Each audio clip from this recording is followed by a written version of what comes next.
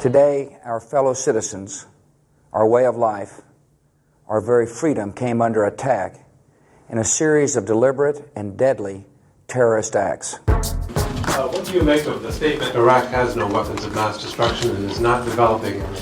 They're lying. You're either with us or you're with the enemy. That's clear. I will continue to make that clear.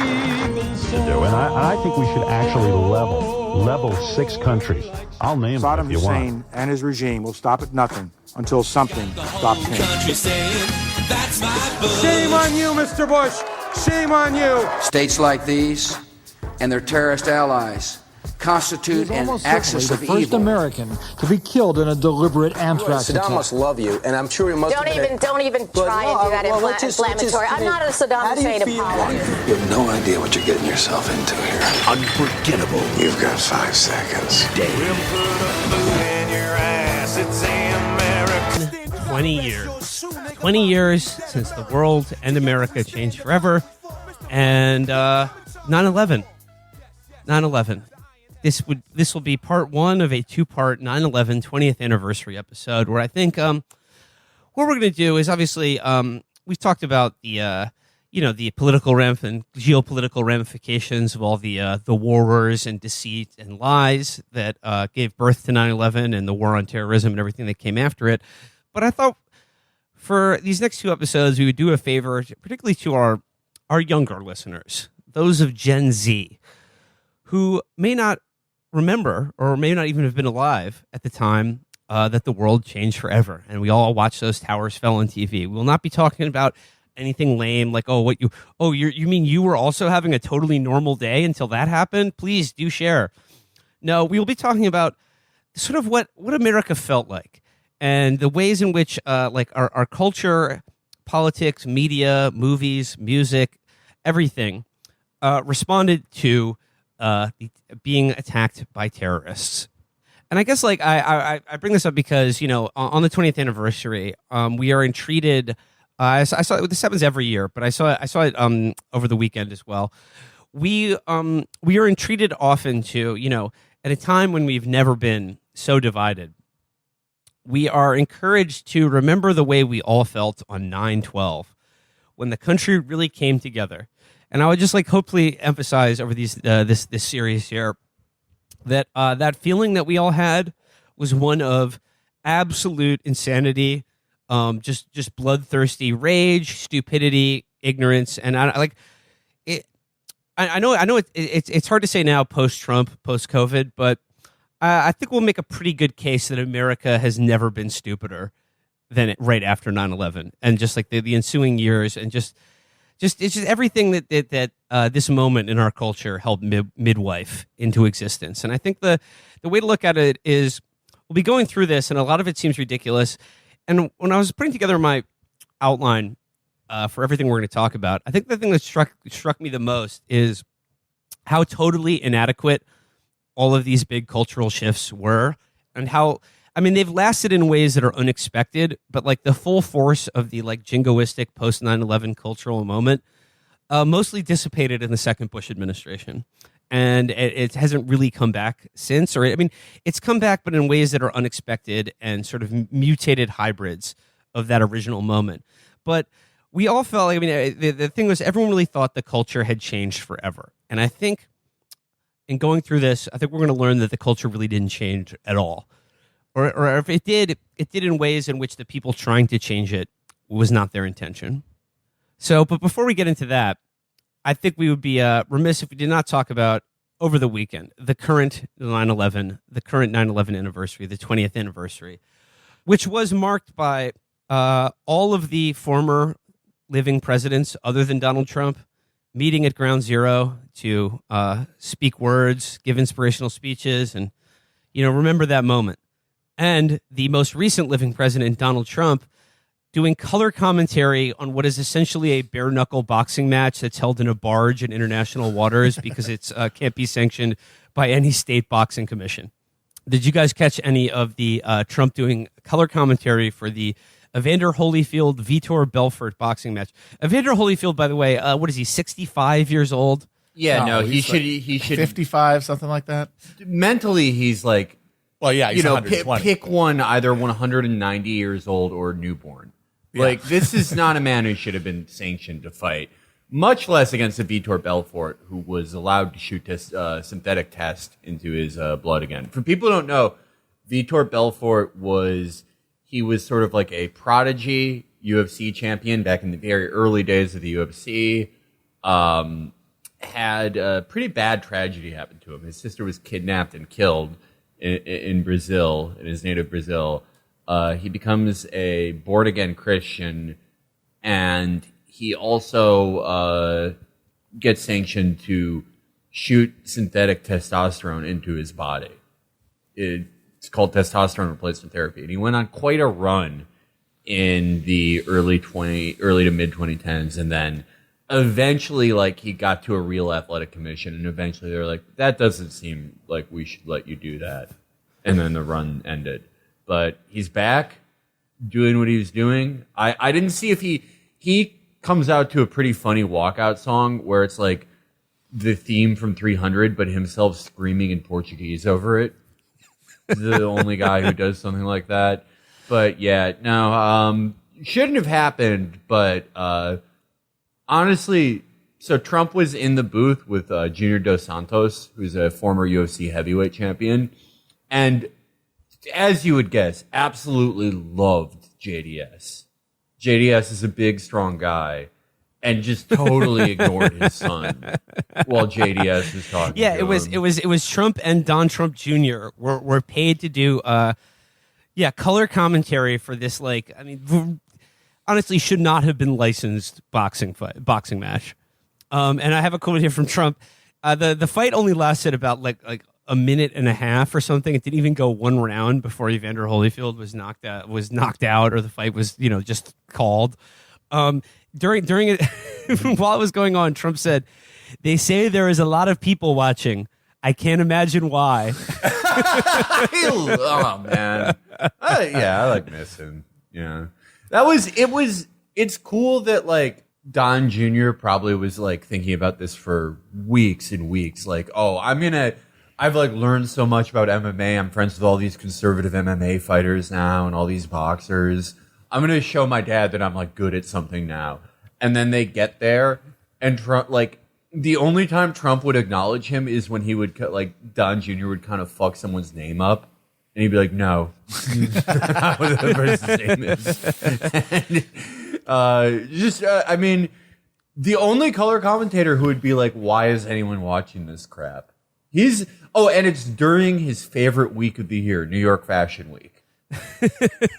I didn't get to see the entire thing. I don't know if he referred to New York Fashion Week at all. I know he's had a lot of opinions on that before. But I gotta say, it does feel like he really wishes in his heart that he were doing color commentary at a runway show. That really does feel like more what his heart would want. That's why this was such a good event, because it's all like, it's a perfect example of like the Trump world trying to slot him into things they already like. But it's like, that's not really, like, Trump's been involved with MMA before. He's attended a lot of UFCs. He's friends with Dana White. He was involved in his own MMA promotion that, in fact, Michael Cohen was the COO of Affliction. But like, Donald Trump wants to be sitting in like a booth above the floor of a Virgil Abloh party. And like talking about who's a star and who isn't. Well, I mean, doing commentary for like the Met Gala or something. Yeah. I mean, like, I just the contrast could not be more marked, though, between like the speech that everyone was like talking about how stirring and how moving it was, which is of course George W. Bush deigning to show his face at the 9/11 memorial. I mean, one of the chief villains of 9/11. I mean, he showed up there and gave a speech that, like, the MSNBC said is creaming themselves over, because he connected the terrorists who attacked the Twin Towers with the terrorists who attacked Congress on 1/6. And just made it be that, like, like these violent extremists, they don't share many beliefs with the ones that attacked us on 9/11. But, like our true enemies are at home now in America. And he said, like, this idea that, like, we've lost something as a country. We've lost that 9/12 moment. I mean, and this is coming from a guy who, as Donald Trump himself said in response to George W. Bush's comments the other day, Trump was asked about it, and he said he shouldn't be lecturing us about anything. The World Trade Center came down during his watch. Bush led a failed and uninspiring presidency. He shouldn't be lecturing anyone. And I got to say, when he's right, he's right. Facts. Because the fucking gall of this asshole, and the fact that, like, I mean, and this is the other thing I would like to underscore with this series here. The absolute gall of anyone pretending to like George W. Bush or contrast him favorably with Donald Trump, given everything that he did, and given even just 9/11 itself. If he had done nothing else in his presidency, just the utter and complete breakdown of our national security, and you can slot in your reasons for why that happened, and feel free to follow those conclusions anywhere they may lead you. But the idea that George W. Bush's reputation has all but been salvaged, largely because of Donald Trump and now the Capitol insurrection, is stunning. But there's one other man here who is honestly even more than George W. Bush, Mr. 9/11. And of course, I'm talking about Rudy Giuliani. Now, Rudy Giuliani, he was America's mayor. We all remember that.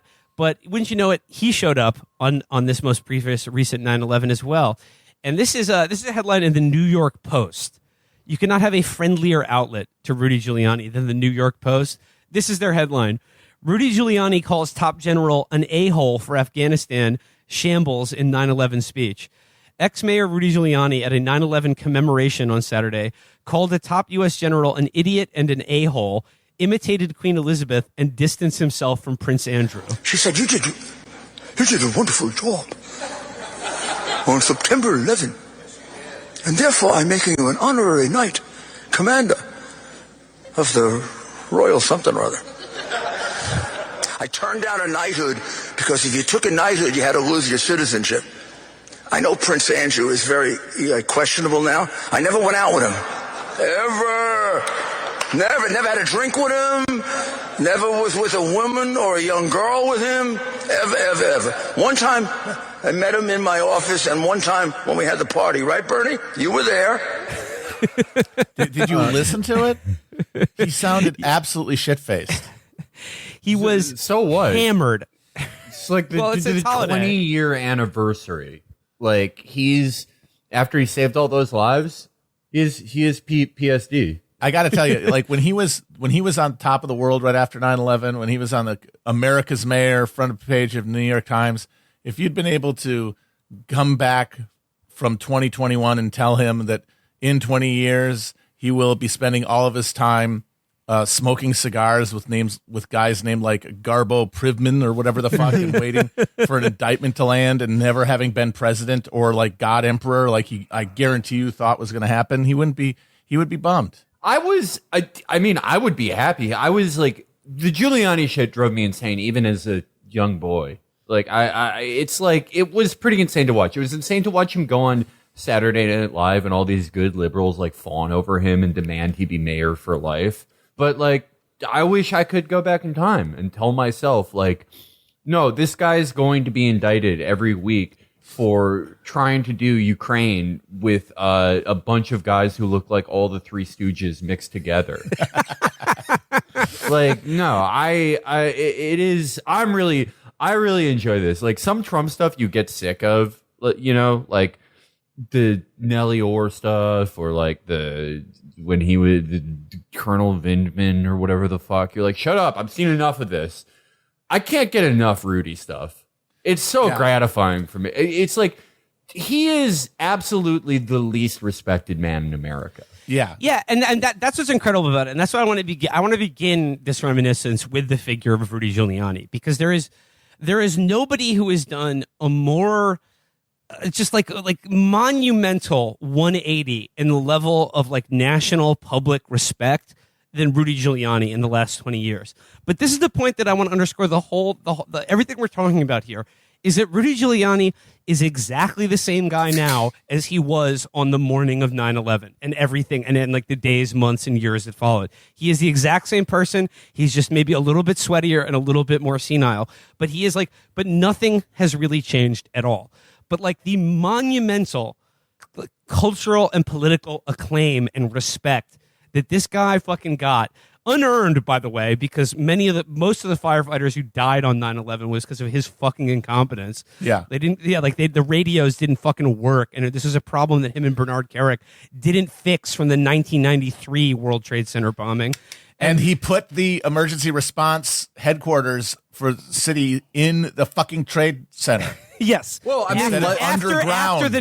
After the 93 World Trade Center bombing, they had the New York City Emergency Response Command Center for disasters and terrorist attacks and things of that nature was all set up and ready to go. And they personally made the decision to change the location from a secure location to one directly under the Twin Towers. So all of that CNN, all that news footage of him wandering about the streets covered in ash, looking like a leader, was just purely an accident of his own incompetence. And again, everything rhymes here. Everything that we're going to talk about is an accident of our own incompetence. But it's so funny. Like Giuliani, like I said, the monumental shift in him going from being probably one of America's greatest heroes and our most respected leaders across party, geography, race, class, gender, whatever, to now probably the most lampooned and buffoonish figure in American history, is stunning. But he's exactly the same guy. And we can look at a lot of things in our culture that seems to have changed wildly, but we are still exactly the same people with exactly the same brains and exactly the same essential programming. And I don't know if we've gotten dumber or what, but it's hard to believe we were dumber now than right after 9/11. Well, the thing is that now, yes, everyone's an idiot, but everyone's pursuing their mind palaces in the digital sphere, and they're all free to be whatever kind of idiot they want. In the waning days of monoculture that were still existing at that point, there was state mandated idiocy. There was one way to be stupid, and you had to be that way. You had to be dumb as fuck to be able to make a public statement of any kind. Yeah, you were, unless you, for the first 3 years after, I want to say, you would be drummed out of public life unless you were we need to invade Lebanon, Iran, Iraq, Syria. It was mass hysteria. I think that's a good way of thinking about it, Matt, because we live in a culture now governed by a seemingly infinite number of discrete idiocies, whereas after 9/11 and the first term of the Bush administration and the dawn of the war on terror, we were ruled by one mega monolithic idiocy, which was the flag, the troops, the brave first responders, and then George W. Bush, Rudy Giuliani, and from the moment that Bush showed up with the megaphone at the Twin Towers, or Rudy Giuliani, this is the first thing I wanted to talk about was the SNL after 9/11, where the cold open was all 9/11 first responders, which is these guys had for the past 2 weeks been digging bodies out of the fucking wreckage. So it took a moment of a genuine trauma and a feeling of respect and admiration for the firefighters and rescuers who were, who either lost their own lives or were, working in the recovery effort. But it was a cold open, and it was just the stage of SNL was all police and firefighters. But right in the middle of them was Rudy Giuliani. And it was this sort of moment of silence until Lorne Michaels took it upon himself to ask Rudy Giuliani, can we be funny again? Saturday Night Live is one of our great New York City institutions, and that's why it's important for you to do your show tonight. Can we be funny? Why start now? And once Rudy Giuliani officially bestowed permission to Lorne Michaels, they were okay, yes, we're ready to laugh again, and then proceeded to have 90 minutes of the least funny shit you've ever seen in your life. But I'm and then the other thing I to frame this is bad food restaurant and sissy entrepreneur Graydon Carter. He was the one who was quoted after 9/11 as saying the end of the age of irony had arrived.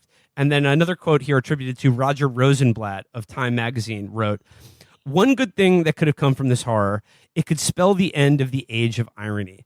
And there was this idea that sort of cynicism, gallows humor, and just sort of a distrust of authority, and that kind of that Gen X, like, hey, we're cooler than everything. Like, that vibe had been like, it was this expectation, and really, like, they weren't responding to anything that had happened.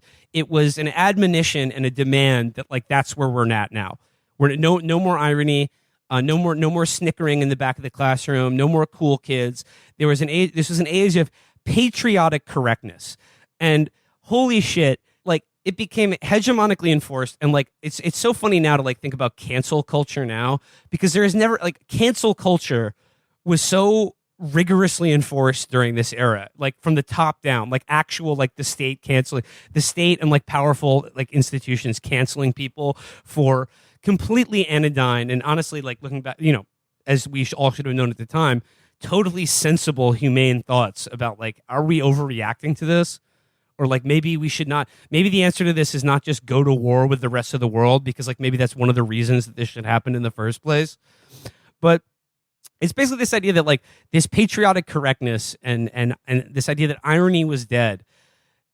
It was imposed on all of us, but it basically ultimately failed and led to even weirder and more insane forms of cultural expression. And, like I said, this world of discrete insanities that we all live in now. Yeah, I mean, there are definitely, like, examples in the past few years, people getting canceled for, like, you know, things that are, like, in retrospect kind of stupid, but it was not quite like this, where you would get canceled for saying, I don't think we should invade another country. I don't think we should kill 1 million people. And by canceled, it meant, like, completely drummed out of public life. And in fact, everyone was incentivized to hate that person. They fired poor Phil Donahue. Yeah, Phil Donahue's last show on MSNBC was him and Pat Buchanan. They were supposed to argue about Iraq, but they both agreed on it. And MSNBC was like, fuck you, we're going to hire Michael Savage for 6 weeks until he tells a caller to get AIDS. You know, another example of someone being canceled for something they shouldn't have been. Yeah, we everybody complaining about cancel culture and trigger warnings and all that shit. It's like the old anti-drug commercial. I learned it from watching you, Dad. Yeah, literally. Like, this whole cultural dynamic was forged after 9/11. Not coincidentally, the exact same time that internet culture was literally being created, where the assumption is that you had certain things you were not allowed to say because it would upset people. It would remind them of the horrors of the towers, and if you were insufficiently solicitous to the victims, and if you were insufficiently bloodthirsty to punish the perpetrators, you were committing violence against people, and it was the responsibility of the people to rebuke you, and that's been with us ever since. Like, that model of how to respond to the media and the world around us as, like, this parade of traumas that we have to avoid being triggered by. That's all. That context is set by 9/11. And the response to it. If anyone, everyone remembers last summer where this thing starts out as, like, a genuine social movement, and then, like, within a month, unfortunately, things get filtered through our media consumption culture, and the way that most people end up seeing it is, like, Totinos being like, we're posting a black square. And that, like, a lot of people correctly identified this as ridiculous, and at the same time, go back 20 years, this was happening every day. Yeah. Except it was like, the Disney Channel supports our war efforts in Iraq. Like, I'm sorry, 1,000 times more ridiculous and insane. Like, I mean, I've seen people bring this up again. There was an Amanda Bynes movie where they edited the billboard for her not to hold up the peace sign, because that would be offensive to people who want war. Hey, you don't know if somebody has trauma from watching 9/11. That may offend people. They need to fantasize about blowing up Arabs. It's necessary for them. Yeah, it's part of their therapy. They need to exercise their trauma by doing 9/11 every fucking day for 20 years. Yeah. And I think like trigger warnings are a very funny way to think about all this, because I mean, you remember from Hypernormalization when Adam Curtis had that montage of, like, every summer movie that came out in the years preceding 9/11 that was just like a fucking just a carousel of like of skyscrapers in New York City imploding on themselves or being wiped out by some gigantic alien force or Godzilla, and it was just literally bodies tumbling out of fucking office buildings, shrieking to their deaths on the street below. It was this rehearsal of like all of our sort of like deepest fears, but really our fondest wishes, because like we love nothing more than seeing America get destroyed. And then immediately after 9/11 happened, all that shit had to be like sort of like cleansed from our culture. Like we couldn't like anything that like showed anything that was like an act of violence similar to 9/11 or a catastrophe of a similar nature, anything that portrayed cops or firemen losing their lives, that became triggering. It became triggering to the entire nation and had to be erased. I mean, you remember the Sam Raimi Spider-Man, the first trailer for that movie featured bank robbers in a helicopter, like escaping from a bank job, being ensnared in a giant spider web that was laid in between the Twin Towers. And they instantly had to edit that out of the movie. I mean, I guess for obvious reasons. But here's another example. There were over 164 songs that were banned from the radio by Clear Channel after 9/11. This is now not iHeartRadio, but you're talking about like the corporation that owns something like 60% of the radio stations in America. And here were some of the songs that were deemed lyrically questionable to play on the radio after 9/11. They include 7 AC/DC songs, including Dirty Deeds, Highway to Hell, Safe in New York City, TNT, and Hell's Bells. Also, Alanis Morissette's Ironic was banned from the radio. As the plane crashed down, he said, well, isn't this nice? No, Alanis, it is not nice when planes crash down. It is not nice when planes crash down into the Pentagon and into the Twin Towers and into Shanksville, Pennsylvania. Ma'am. The thing that's very funny to me about this is like any conservative who's like, they're like 40, 50, 60, like, you know, going on about how annoying college campuses are. And it's like, sure, you're right. Yeah. To an extent, but to a person, go back. I really can't today. I went to Times Square in 1998. Yes. I can't see this right now. I can't listen to Pat Benatar right now. I got thrown out of the New York casino for trying to take a dump on a blackjack table. My cousin is a firefighter in the Upper Peninsula of Michigan. That's also in the Eastern Time Zone. I'm gonna throw up. It's some of these songs you would never get. The Beatles' "Ticket to Ride." I guess that would remind people of airlines. Bruce Springsteen's "I'm on Fire" and Bruce Springsteen's "Going Down." That was banned from the radio. Obviously, Cat Stevens songs are banned from the radio. Busta Rhymes, "I'm gonna do 30 jackknife turns in front of the Pentagon." I think my favorite 1,800 knots an hour. I think my favorite is the Bengals' "Walk Like an Egyptian." Yes, it's not pilot a plane like an Egyptian. What the fuck? Well, that's what Muhammad Atta was doing down the aisle. Here's another great example. Louis Armstrong's "What a Wonderful World" and Don McLean's "American Pie" were also banned from the radio. Louis Armstrong's is banned because they didn't think it would be appropriate to play a song about how nice everything is after 9/11. Is everything okay? No, it's not fucking okay. An American Pie, I guess, is just too sort of bittersweet. Well, no, remember, that song is about a plane crash. Oh, you're right, yeah. It's about our beloved heroes dying in the field of Minnesota in an airplane. So basically, every song that had to do with, like, the Gap Band, "You Dropped a Bomb on Me," Frank Sinatra's New York, New York, any song that referenced, like, airlines, explosions, fire, or just having a good time in New York City.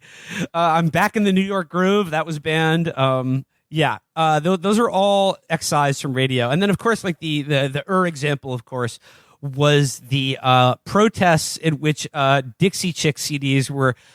Says here, using a 33,000-pound tractor to obliterate compact discs and other items, a few hundred protesters in Bossier City, Louisiana, referring to themselves as backers of U.S. President George Bush and Barksdale Air Force Base, lashed back at Natalie Maines, lead singer of the Texas-based country act The Dixie Chicks, over a recent comment. And we talk about how this is an enforced and imposed national stupidity.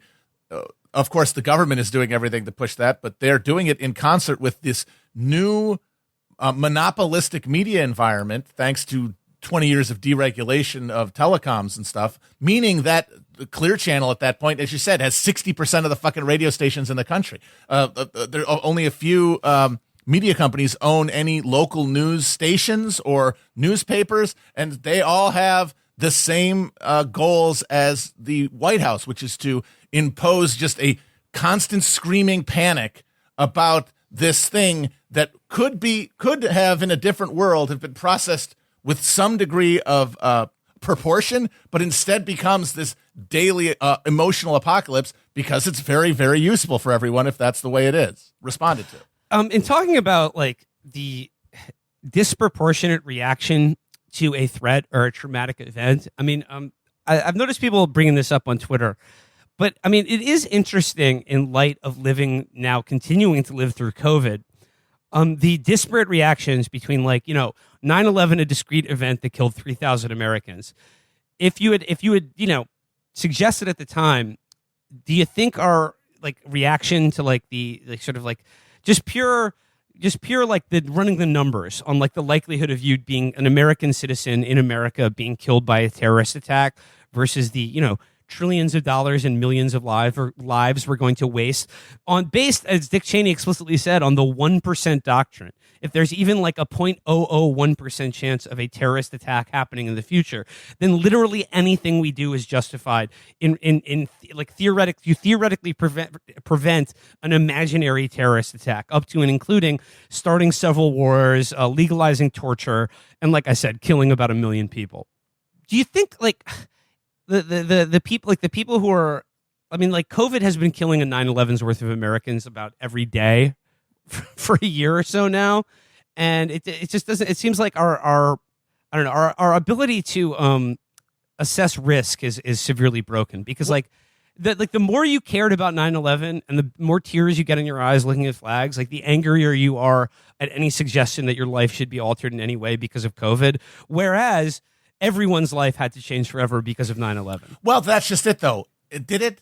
No, what did we have to do? If you were on the inside, if you were rooting for Team America after 9/11, the beauty was you didn't have to do anything differently. You got to badger your liberal neighbors for being insufficiently patriotic. You got to root on America's military as it flattened Middle Eastern countries. You got to enjoy jingoistic programming, and the most patriotic thing you could do, according to your own president, was go shopping. Yeah. Whereas COVID requires you to be dealing with COVID requires you being a citizen of a country, and that's just antithetical.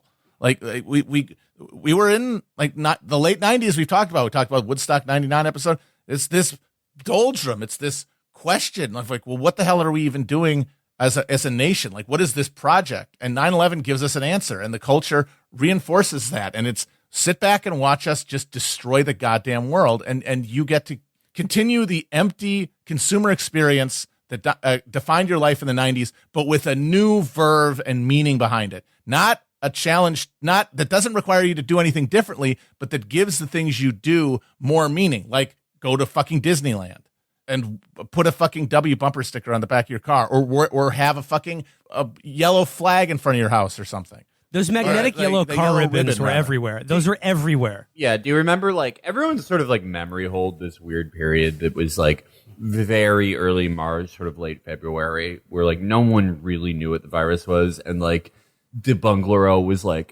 we're not there's no virus. Everyone go to restaurants. Yeah. It was like that, but for 7 years. Yeah. And that worked for at that point, because, hey, this is a plug and play empire. It's a volunteer army. You don't have to do shit, but an actual virus that has an actual impact on people if they get it and transmit it, that it doesn't work the same way. And so all of those signals just break down. Well, yeah. And it was, the great thing about a volunteer empire and the a volunteer army and the plug and play empire is that it's sort of Schrodinger's war. You don't have to sacrifice as a civilian. In fact, you're supposed to do the opposite of sacrificing. They're fighting for your piggish way of life. You have to keep living it. every fucking day. But any time that you raise some concern about Gitmo or civil liberties or anything, just anything at all going on in the country, we are at war. I mean, the perfect example of that was like, I remember there was this sort of like furtive attempt to begin to question the American lifestyle's reliance on cheap gasoline as maybe being the source of some of our problems. And then at the same, like at that moment, like if that was suggested for even a second, it was like, no, fuck you. We're having the Hummer now. Everyone is driving a Hummer. After like, getting 50 miles to the gallon, that is like the new, like that is fucking like, yo, if you have anything less than that, you're a fucking pussy. You're a traitor. You hate the troops. Everyone's got to drive gigantic gas guzzling SUVs now. The Hummer is so perfect. That's the perfect emblem of 9/11 culture. We're going to war. We're going to have a clash of civilizations to defend our way of life. Not me personally. All the dipshits that went to high school with me. I am going to buy a military vehicle and drive it to fucking Fuddruckers and pretend that I'm doing a patrol of Baghdad. The H2, one of the ugliest cars ever created. Brutal. And it was supposed to be like, I remember in the 90s when fucking Arnold had a Hummer like as his car after Desert Storm. The one, the big wide one. Yeah, like the actual like military spec Hummer, and I was like, damn, like Arnold's the coolest motherfucker alive. How he like only Arnold gets to have a military car and drive around smoking cigars. I'm ballsy. I could drive my Hummer, I park it wherever I want. But then the H2 became, and it's like every suburban mom could have one of these hideous, gigantic cars. And it is so funny because the Hummer, of course, is like the signature vehicle of the U.S. military. And during the Iraq and Afghanistan war, it became the signature coffin and fucking just fucking death trap for every fucking soldier who had to be inside one when an IED went off. But here at home, of course, the H2 just killed other people on highways because that was like that was the real invention of these like tank like SUVs is like they only kill other people if you get in car accidents. You'll be fine. And I guess like it's the magnetic yellow bumper sticker, and it is this like I said this patriotic correctness that was all focused around originally. And, you know, like not unwarranted. It was originally about first responders. It was about the FDNY, the paramedics, and also the NYPD. But like to a large degree, it was like you could understand the reaction of like wanting to valorize like, you know, first responders or people who lost their lives or tried to save lives. But then it immediately became they and what they went through became immediately connected to Rudy Giuliani and George W. Bush. And then, of course, the policies of the Bush administration, which became the troops. And the troops really, this is what it all hinges on here. Like, I mean, like this is what was so enforced, like from school kids to everyone. Like and I think a big deal about this is that like certainly not all Americans, but if you're talking about the media, academic, intellectual, and political elites in America on 9/11, the vast majority of them were baby boomers who lived through the Vietnam War and opposed it or got out of it, and then spent the rest of their lives basically feeling guilty about it. Yeah. And like they like even though they protested it when they were in college or whatever, and they like, you know, I guess correctly at that time assessed that it was an unjust war, but of course it was one that they had skin in the game in. Well, exactly. Because, you know, like the draft. Like, I don't want to go. Yeah, I don't want to fucking go to Vietnam. But I think a lot of them, despite sort of that being the crucible that formed their politics, I think a lot of them were kind of embarrassed about it. And then as they like became older and more successful and became like, you know, these sort of mandarins of American culture, felt a sense of shame about that, about not serving, about not heeding the bugle call. And I think it was like, and then 9/11 became their opportunity to relive the experience of Vietnam, but in which we were the good guys. And that we finally had post-Cold War an opportunity for America to define itself and answer that question that Woodstock 99 posed that you brought up earlier, Matt. Like, what are we doing here? What the fuck is the point of this all? Like, why are we even here? And then 9/11 gave them the perfect opportunity to demonstrate that. And it would be an opportunity to show that America was good. And most importantly, it allowed them to support a military action that, you know, they were not going to be involved in any way other than being on and watching the news. Yeah. That became a signal identity for Americans ever since. Like, that is one of the defining types of person you have emerge after 9/11 is somebody whose identity is formed around their news consumption and the way that they respond to that. I know that's what I ended up doing. Like, well, I'm sure shit not going to go fight in, the war. I don't agree with the war. I'm horrified by the war. But I can't really imagine doing anything effectively to resist it besides, impotent protest. So what I'm going to do is I'm going to pay a shit ton of attention to the goddamn news. And, in the immediate aftermath of 9/11, all of the major networks went 4 straight days of nonstop commercial-free news coverage. Estimated they forfeited around $200 million worth of advertising in the process. But I guarantee you they gained that back in the long run. Oh, yeah. By just sort of like, finally the news mattered again. The news mattered again, and people in the news media understood that, like, to the extent to which they mattered again, it depended on their ability to channel these feelings that were being enforced from the top down about how everybody is just on board with this war and this new struggle and this new sense of purpose and this sort of revitalized messianic mission that has always been a part of America's DNA, but that we had lost, and that they were going to feel their oats again. They were going to rekindle that feeling and get over their shame and trauma about not fighting in Vietnam. And to that end, I mean, and then again, you get things like "God Bless America" having to be sung at baseball games. Oh God, that's one of my least favorite thing that's still around. Oh yeah, that's still around. Oh, but and only the Yankees though insist on doing it every game. Fucking Steinbrenners. And then obviously, even worse than 9/11 was, of course, the Yankees losing to the Diamondbacks in the World Series in Game 7. Well, that ruled. That absolutely ruled. That was very appropriate. Because it's like, hey, guys, this is New York's year. No, this is really about people in Arizona. Yes, it's true. That's perfect. It's true. That's absolutely perfect. It's true because, I mean, I remember feeling, like, annoyed, having been a lifelong New Yorker, that, like, all of a sudden the entire country just regards themselves as New Yorkers. And everything's about New York or whatever after, like, because let's be honest, like, we hate you and they hate us. Like, let's keep it that way. That's the way it should be. But you're right. It was never about people in New York. It was about people in fucking Arizona. Yeah. They were the fucking winners. Yeah. I mean, New York was the site of, a lot of American major cities were, but New York was the site, I think, of the biggest counter-Iraq war protests in the nation. Yeah. And it's like, fuck you, pal. It was the 2004 RNC convention, which was held in New York City. I think roughly 500,000 people turned out to the streets of Manhattan to protest the Iraq War and the Bush administration. Yeah, and they threw them all in jail. And well, I'm sorry, not in jail. Concentration camps. Just piers. It was the Chelsea piers, basically. Just one other forgotten bit of 9/11 ephemera. This is one of my favorite, and this is like I remember when I heard about this, like I had felt like a very like spine chilling feeling that like I don't like where this is going. Like I don't like the people who are in charge. Like this seems like a different country. This seems like I do not like the direction we're going.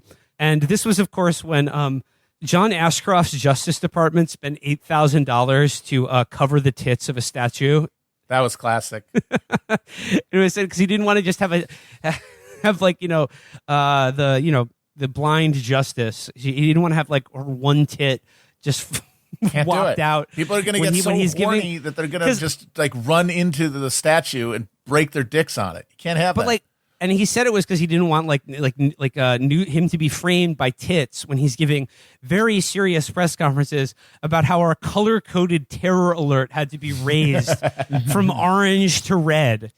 I mean, like that to me, even more than freedom fries heralded a new era. And then I guess like the other thing that's been completely forgotten about like the 9/11 and the immediate aftermath of it is that like. Not even a week after the Twin Towers came down, people started getting anthrax sent to them in the mail, including Tom Daschle and like CBS, and like 5 people died and like 16 people were like gravely sent to the hospital, almost died because of it. And basically, the FBI closed the case in 2008 after their main suspect killed himself. Yeah, they just said, he probably did it. And I mean, the guy they originally whose name was put in the media, Stephen Hatfield, I think his name was, that ruined his life. But of course, he was exonerated almost immediately after. Richard Jewell style. Yeah, Richard Jewell style. But the main guy, after they killed himself, the FBI closed their investigation, and they closed it because he worked at Fort Detrick, Maryland, in the bioweapons division, which is where the fucking anthrax. That's where the anthrax came from. It came from the Army's own bioweapons labs. The anthrax attack is forgotten now, but I really do think that it was incredibly important in keeping the hysteria after 9/11 absolutely, going. absolutely. Because, I mean, yes, like these towers going down was just this absolutely psychically traumatizing event that all culture revolved around. But there's only so much if you're living in Des Moines that you can work yourself up, that they're going to, like, Al-Qaeda's going to come and blow up the Corn Palace or whatever the fuck. But once there's fucking deadly bacteria in the mail, then fucking mail, literally anybody could be killed by terrorism. Yeah. And then we don't know who did this. Probably Iraq or this guy. He's dead now. Never mind. It was made in a government lab. What are you asking about? No, but that's exactly right, Matt. It was so crucial into universalizing this fear of terrorism, and that like the idea that the next terrorist attack was going to happen, like, you know, not a question of if but when, as Donald Rumsfeld famously said, and that any corner of America was gravely in danger of like a suicide bombing or the next 9/11, from like every small town, suburb, city, every corner of America. Like, people were just waiting for the fucking next terrorist attack to happen, even though, like, you know, realistically, like, if you don't live in New York, LA, or DC, or Chicago, it's like the chances of a terrorist attack happening to you pretty fucking small. But like I said, the anthrax attacks like universalized this feeling of absolute terror and fucking trauma, and prolonged it to a great degree. And then, what do you know it? Of course, in the run up to the Iraq War, it was Saddam Hussein's anthrax and his episode with a reading series that deals with the sort of the rise of the internet-based news and like the blogosphere, because like that was, you know, that was the other thing. Because, like, Matt, you mentioned, like, all of this was happening at a time when internet culture was just beginning to start. And then all of a sudden the news became the most important thing in the world. And because of the internet, we saw the creation of these kind of civilian journalists, as they called themselves, as opposed to be like, and you know, like the ones who got very successful originally with this were all shrieking, bloodthirsty ghouls. These are people for whom Fox News and CNN and NBC were not doing enough to support America's, America's role to just kick the shit out of like every other country in the world and kill as many Arabs as possible. And like the opposing pole to that, the liberal blogosphere, which also like came up at the same time, people forget guys like Ezra Klein and Matt Yglesias, a lot of these names that are common parlance now. They were not like conservative or reactionaries, but they all were going for that audience. They all, I mean, not that audience. They wanted to get a link from guys like Glenn Reynolds, the Instapundit. And to do that, you had to be psychotically devoted to this clash of civilizations, like fucking just absolute mania and hysteria. Everybody was being reasonable. That was the minimal standard for being a serious person. That's the thing. It's like, look back through it now. It's like, yeah, this was insanity.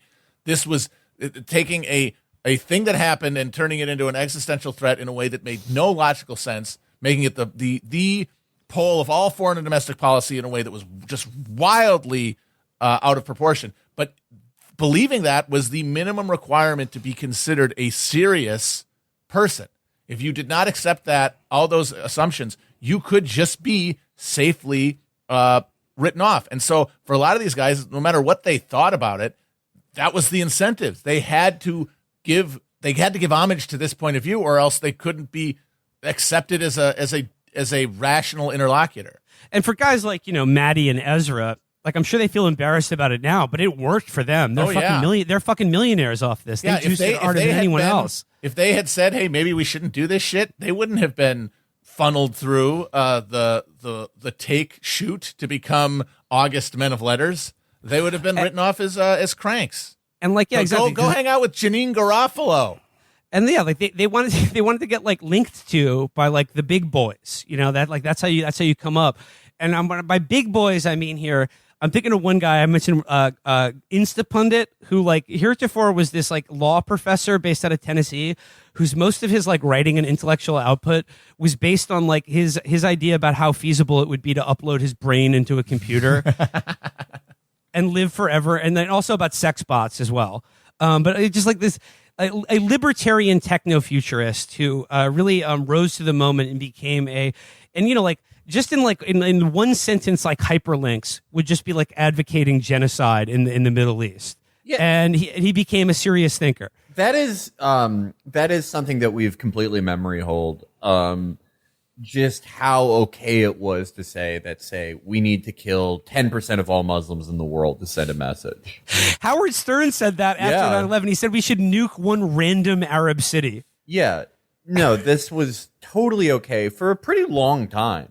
Until the 2010s, this was where you could be a mainstream person and say this and really not get that many consequences for saying it. But okay, so I've for my reading series here, this may seem an odd one to like do on a 9/11 episode, but I don't know, like if you're not of a certain age and we're not plugged into the political blogosphere, this will seem insane to you. But what I'm about to read, but consider it's even more insane because this was considered like a game-changing essay that like defined an era.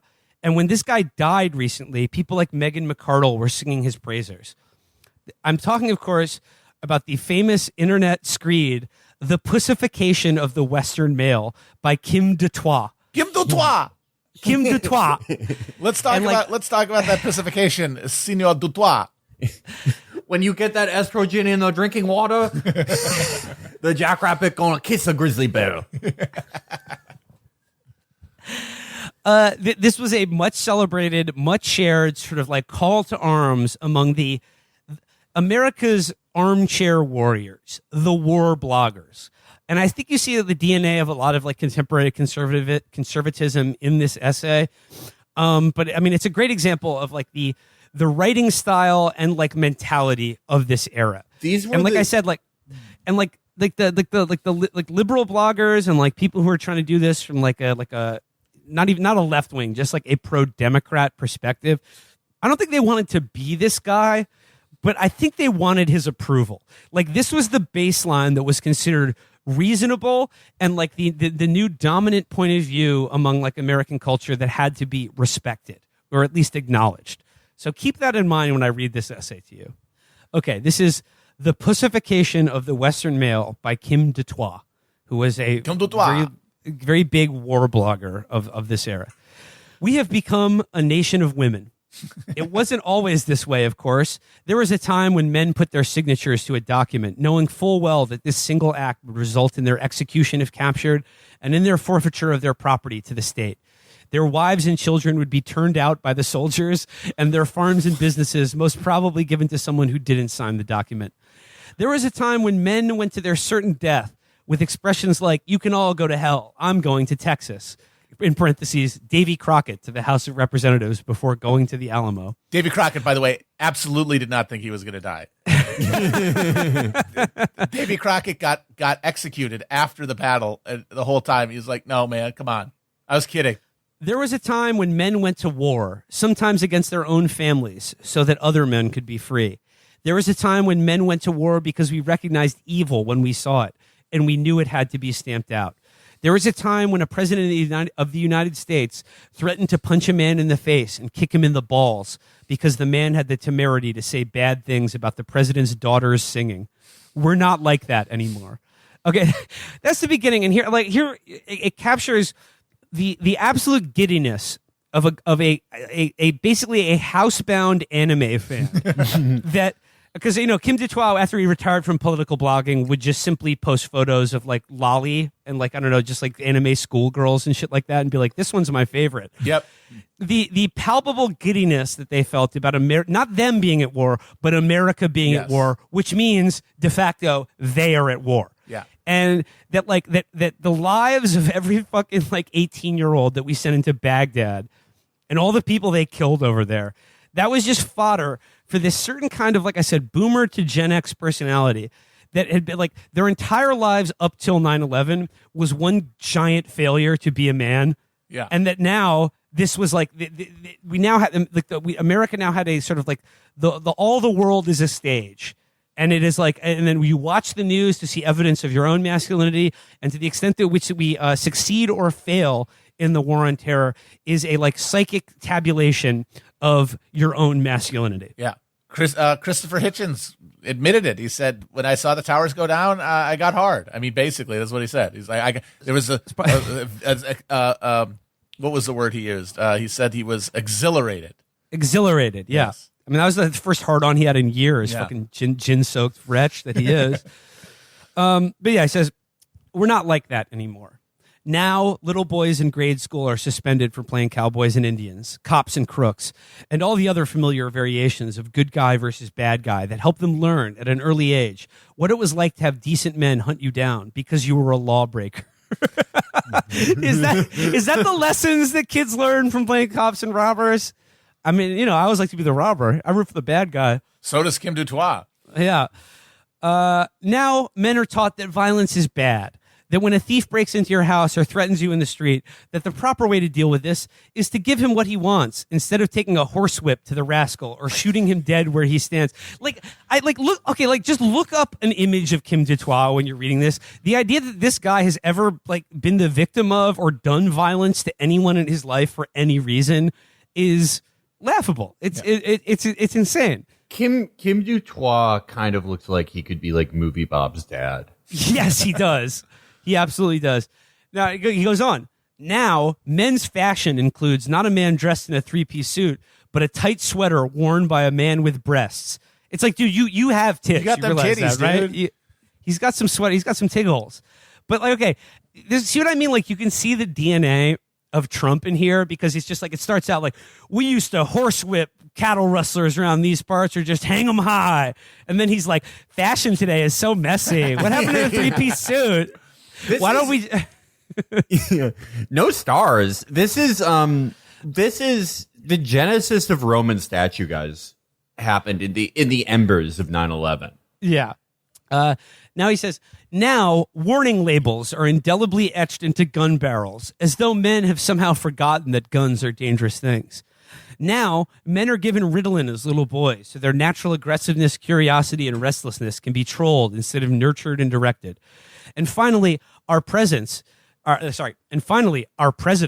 who happens to have been a qualified fighter pilot, lands on an aircraft carrier wearing a flight suit and is immediately dismissed with words like swaggering, macho, and the favorite epithet of Euro girly men, cowboy. Of course he was bound to get that reaction, and most especially from the press in Europe, because of the process of male pussification over there is almost complete. How did we get to this? In the first instance, we have to understand that America is first and foremost a culture dominated by one figure, mother. It wasn't always so. There was a time when it was father who ruled the home, worked at his job, and voted. So you see the DNA of like the manosphere and kind of like incel, this idea that the most oppressive force in American life is the gynocracy. Yeah. It's mother. It's mother telling you to clean up your room. It's mother telling you to eat your vegetables, and that this has made America weak. And we must. And again, like the the people least suited to the task, we're now going to take up arms to rekindle patriarchal authority, sort of like a masculine vigor, sort of running roughshod and being brave and bold and spitting and shooting and chewing. Among a set of people who would get winded walking down a flight of stairs.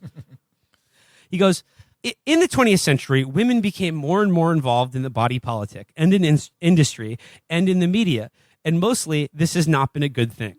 When women got the vote, it was inevitable that the government was going to become more powerful, more intrusive, and more protective, because women are hardwired to treasure security more than uncertainty and danger. It was therefore inevitable that their feminine influence on politics was going to emphasize, lowercase s, social security.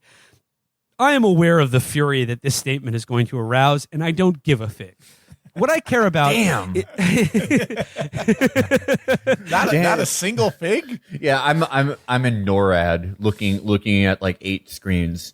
We got a problem, Major. We thought he was going to give a fig. There's no sign of a fig. He's fresh out. And we're looking for signs of him giving a care. He's not even doing that. This fat boy is crazy. I came here to eat figs and to kick butt, and I'm all out of figs. And I have a cyst in my lower leg. So I'm just going to write this article. He goes, I'm going to illustrate this by talking about TV, because TV is a reliable barometer of our culture. Of course you're going to talk about TV. It's all you do. Yeah. You don't have any other points of reference. Some anthropological research. Click. What else would you talk about? What else do you know? He goes, I'm going to talk about like a real a place in my life where I see masculinity disappearing. The packaging of frozen dinners. There used to be a strong man putting the hungry man into the oven, and now it's some bitch. Felix, you joke, but like, listen to where this goes. He goes, in the 1950s, the TV dad was seen as the lovable goofball, perhaps the beginning of the trend, but he was still the one who brought home the bacon and was the main source of discipline. Think of the line, wait until your father gets home. From that, we went to this, the Cheerios TV ad. Oh my God. And he goes, these guys haven't gotten a new act in like 30 years. What the fuck?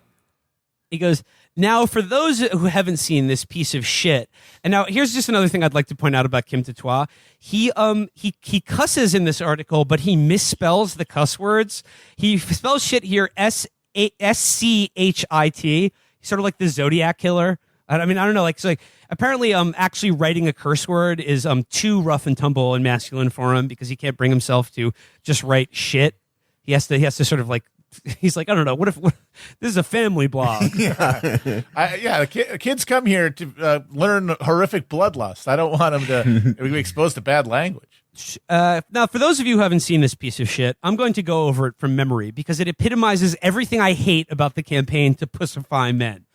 The scene opens at the morning breakfast table where the two kids are sitting with dad at the table while mom prepares the stuff on the kitchen counter. The dialogue goes something like this. Little girl, note, not little boy.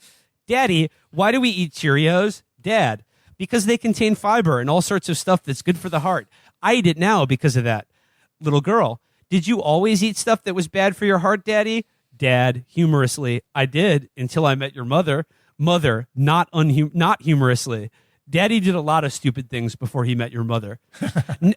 Now, every time I see that TV ad, I have to be restrained from shooting the TV with a .45 Colt.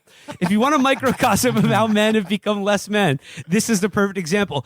Kim, you're right. If you want an example about how men have become pussies, that previous sentence where a Cheerios ad makes you man enough to shoot your television with a gun is a perfect example of the phenomenon you're talking about. And guess what? Did you shoot your TV with a gun? No, because you want to watch more TV. Yeah, exactly. How am I going to watch my programs if I shoot my TV? Okay, and he goes on to he talks about TV for so long here. He goes what Dad should have replied to Mommy's little dig. He's coming up with zingers that the dad in a TV commercial should have fucking clapped back with. Being such a bitch that you can't even do this for your own life. You can't even come up with comebacks for your own life. Yeah, if I was that guy in that commercial, let me tell you what I would have said to that piece of work. If I had a wife who corrected me, this is what I'd say to her. Yes, Sally, that's true. I did a lot of stupid things before I met your mother. I even slept with your Aunt Ruth a few times before I met your mother.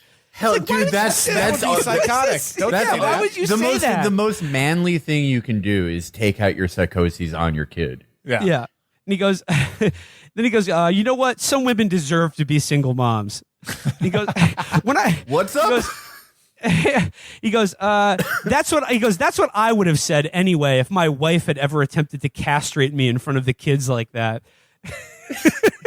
Dude, homie, you just got castrated by a Cheerios commercial. If your wife took your balls and it's just, they're already in a jar, man. Like, just give up. But this is what I'm saying. Like, this is why this kind of person, this is where their absolute bloodlust to commit genocide in the Middle East comes from. Yep. This is the only way that they could feel a little twinge in their little worm in between their legs. It's the only way that they could just sort of accrue for themselves some feeling of strength, potency, and like fucking masculinity at all. Yeah. These guys. And this is the way they went about doing it. Because, like I said, at the end of the day, he's being riled up by a fucking Cheerios ad and feeling castrated by it. It's like, dude, you don't have a dick to begin with. You haven't seen your dick in 30 years. Just that's why we have to kill every Muslim person on the planet. Is because of because of a Cheerios ad this guy saw. He goes on here. He says, when I first started this website, I think my primary aim was to blow off steam at the stupidity of our society. Because I have fairly set views on what constitutes right and wrong, I have no difficulty in calling Bill Clinton, for example, an effing liar and hypocrite. But most of all, I do this website because I love being a man. Amongst other things. Okay, stop. Yeah, that's it. That's like, okay, we found it. That's American conservatism. Yep. I'm a webmaster because I'm in the tradition of Davy Crockett and the Green Berets. There we go here. Most of all, I do this website because I love being a man. There you go. That's the last 20 years, folks. That's like that's the last 20 years of American culture. Those are the pamphlets we should have dropped on Baghdad. It's like it's like, why are we doing this? This is why. This is who we are. This is us. There is still quite a bit to this essay. Why don't we stop here and save part 2 of the Pussification of the Western Male for episode 2? So let's wrap up here. I do this website because I love being a man. Keep that in mind, and we will join you on Thursday for part 2 of 9/11. What a long, strange trip it's been. I will be finishing the Pussification of the Western Male. We'll be talking about movies, TV, and music, and the weird ways in which they tried to channel 9/11 and failed miserably. And of course, I'll be closing things out with, I mean, honestly, I should do this every year on 9/11. I mean, I do it for myself, but I'm going to share it with you. The baseball cranks memory of almost being killed on 9/11. So tune in on Thursday for part 2 of the Pussification of the Western Male, more 9/11 retrospection, and the baseball cranks essay about nearly being killed by Al Qaeda. Till next time, guys. Till bye next bye. time. Bye. Let the eagle soar like she's never soared before,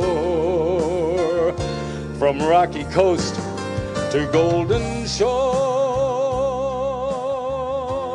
Let the mighty eagle soar. Today, our fellow citizens, our way of life, our very freedom came under attack in a series of deliberate and deadly terrorist acts. What do you make of the statement Iraq has no weapons of mass destruction and is not developing any? They're lying. You're either with us or you're with the enemy. That's clear. I will continue to make that clear. To do, and I think we should actually level 6 countries. I'll name Saddam them if you want. Hussein and his regime will stop at nothing until something stops him. Shame on you, Mr. Bush. Shame on you. States like these and their terrorist allies constitute an axis of the first evil. American to be killed in a deliberate anthrax attack. Saddam must love you, and I'm sure he must. Don't even try and do that inflammatory. I'm not a Saddam Hussein apologist. You have no idea what you're getting yourself into here. Unforgettable. You've got 5 seconds. We'll put a boot in your ass. It's the American way. 2 of 9/11. What a long, strange trip it's been. 20 years. Can you believe time flies? We left off in the middle of the seminal war blogger essay, The Pussification of the Western Male by Kim Du Toit.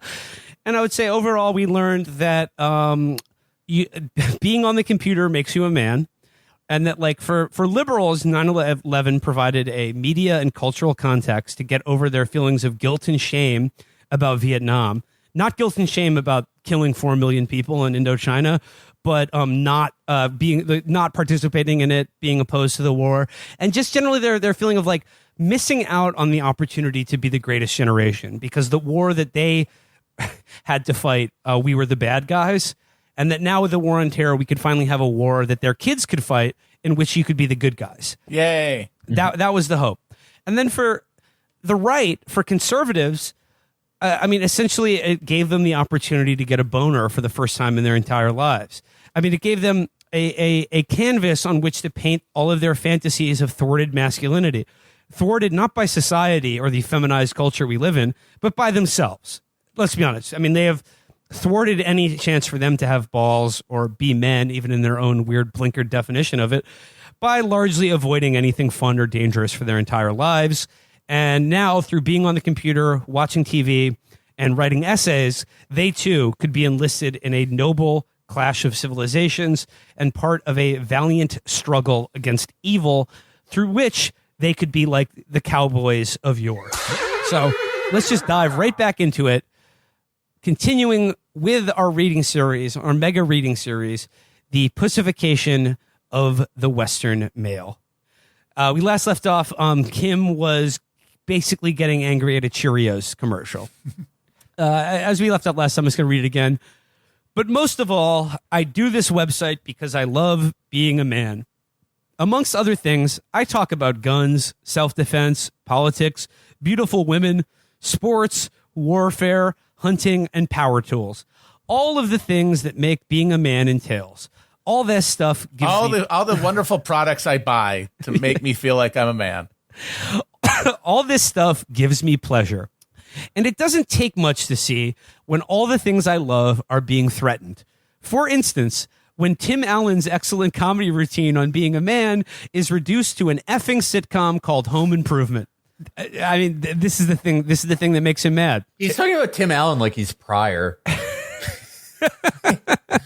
Gives a pretty good insight on this his guy. Scorching, incendiary stand-up is turned into this fucking sitcom pablum. Yeah. The thing where he would just go and go, I like power tools. Yeah. The show should have been called Man Improvement because that's what every single plot line entailed. Turning a man into a better person instead of just leaving him alone to work on restoring the vintage sports car in his garage. I stopped watching the show after about 4 episodes. I mean, when did Home Improvement premiere on American television? Like the early 90s, right? Like 92 or something? This guy spent a decade 91, yeah. This guy spent a decade being angry at Home Improvement. Yep, just stewing. Oh, you fucking asshole. Because he watched 4 episodes where there was like a couple jokes about like, Bonnie Bedelia or whatever. It was like, Bonnie Bedelia was her name? Patricia Richardson. Patricia Richardson. Yeah, it's like, I watched 4 episodes and he never smacked her around once. Unfollowing. So he goes here, I stopped watching the show after about 4 episodes. The Man Show was better, at least for the first season. Men leering at chicks, men effing around with ridiculous games like pin the bra on the boobies, men having beer drinking competition, and women on trampolines. Excellent stuff, only not strong enough. I don't watch it anymore either because it's plain that the idea has been subverted by girly men and turned into a parody of itself. Does he elaborate on that thought?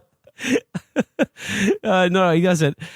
He just he was like, I only like the first scene of the Man Show when it was like, you're not self-aware at all, right? Like at no point he picked up on any of this. He's like, Davy Crockett, Thomas Jefferson, men cut from their cloth who were interested in things like pin the bra on the boobies. Yeah. Davy Crockett, Audrey Murphy, Adam Carolla. I wish he was able to live to see the 2 different directions, Carolla and Kimmel. Yeah. But Adam Carolla is still a man. Jimmy Kimmel may cry literally every episode of TV he's on. Jimmy Kimmel may cry during sound check. Adam Carolla is still doing the most masculine thing possible, which is going to college campuses with Dennis Prager and going, have you ever noticed that Mexicans always bend the brim on their hats? That's masculinity. I like that the guy who would kill his wife if he needed to. I like that. Means to be a man. I like the idea that he stopped liking the Man Show when it became a parody of itself. What, unlike the first pilot episode, like when he didn't pick up on that. It used to really be it was about the girls dancing on trampolines. Now they're just trying to make a joke of the whole thing. But would you believe it? Kim is not done complaining about television shows that he has to watch. So he says, finally, we come to the TV show, which to my mind epitomizes everything bad about what we have become. Queer Eye for the straight guy. Playing on the Homo Bravo channel, this piece of excrement has taken over the popular culture by storm. And so far, the only counter has been the wonderful South Park episode, which took it apart for the bullshit it is. Again, shit spelled S-C-H-I-T, and effing here is, of course, all starred out. Was this a thing like he thought he would get in trouble if he said, did he ever explain this bizarre behavior? I don't know. I'd have to do some lore dive into Kim Du Toit. But he goes here, I'm sorry, but the premise of the show nauseates me. A bunch of homosexuals trying to improve ordinary men into something better, i.e. more acceptable to women, changing the guy's clothes, his home decor, his music, for fuck's sake, or F's sake. What kind of girly man would allow these simpering butt bandits to change his life around? I don't know. Maybe any guy who's interested in getting laid anytime in the next 20 years. Like maybe that's the least manly. Maybe thing. like tuck in your shirt, clean up your house. Maybe you could like. That's the whole point of Queer Eye for the Straight Guy was about getting guys laid. Yeah, and it was like, I mean, you could be offended by the premise, but really what that show is about is that if you are a heterosexual man, you can be a solid 5. And as long as you just basically like have some sense of how to dress and then like an apartment that isn't decorated with fat heads, women will fuck you. It doesn't take that much. Yeah, but you can't just go to the market and buy a wife. I think that's really the thing that he's objecting to. No, yeah, you exactly. actually have to like. He's like that men have to go to effort to like attract a woman and become better or more attractive to a woman he thinks that he deserves or whatever. That's feminization. That's the pussification of our culture. Weird how this guy ended up just cataloging Japanese animated pornography. I goes here. Yes, the men are, by and large, big F slobs. Big effing deal. Last time I looked, that's normal. Men are slobs, and that only changes when women try to civilize them by marriage. That's the natural order of things. So, I mean, well, if you want to get married, I mean, you got to play along, dude. Yeah. If you want a wife. He's really at the stuff of, like, it's gay to get pussy. Like, that's basically where he is with this. He goes, the definition of homosexual men we used in Chicago? Men with small dogs who own very tidy apartments. That's not very catchy, dude. Felix, do you remember that one? That's way longer than just saying gay guy. Yeah. It's also like, if you're like that homophobic, like how many gay guys' apartments have you seen?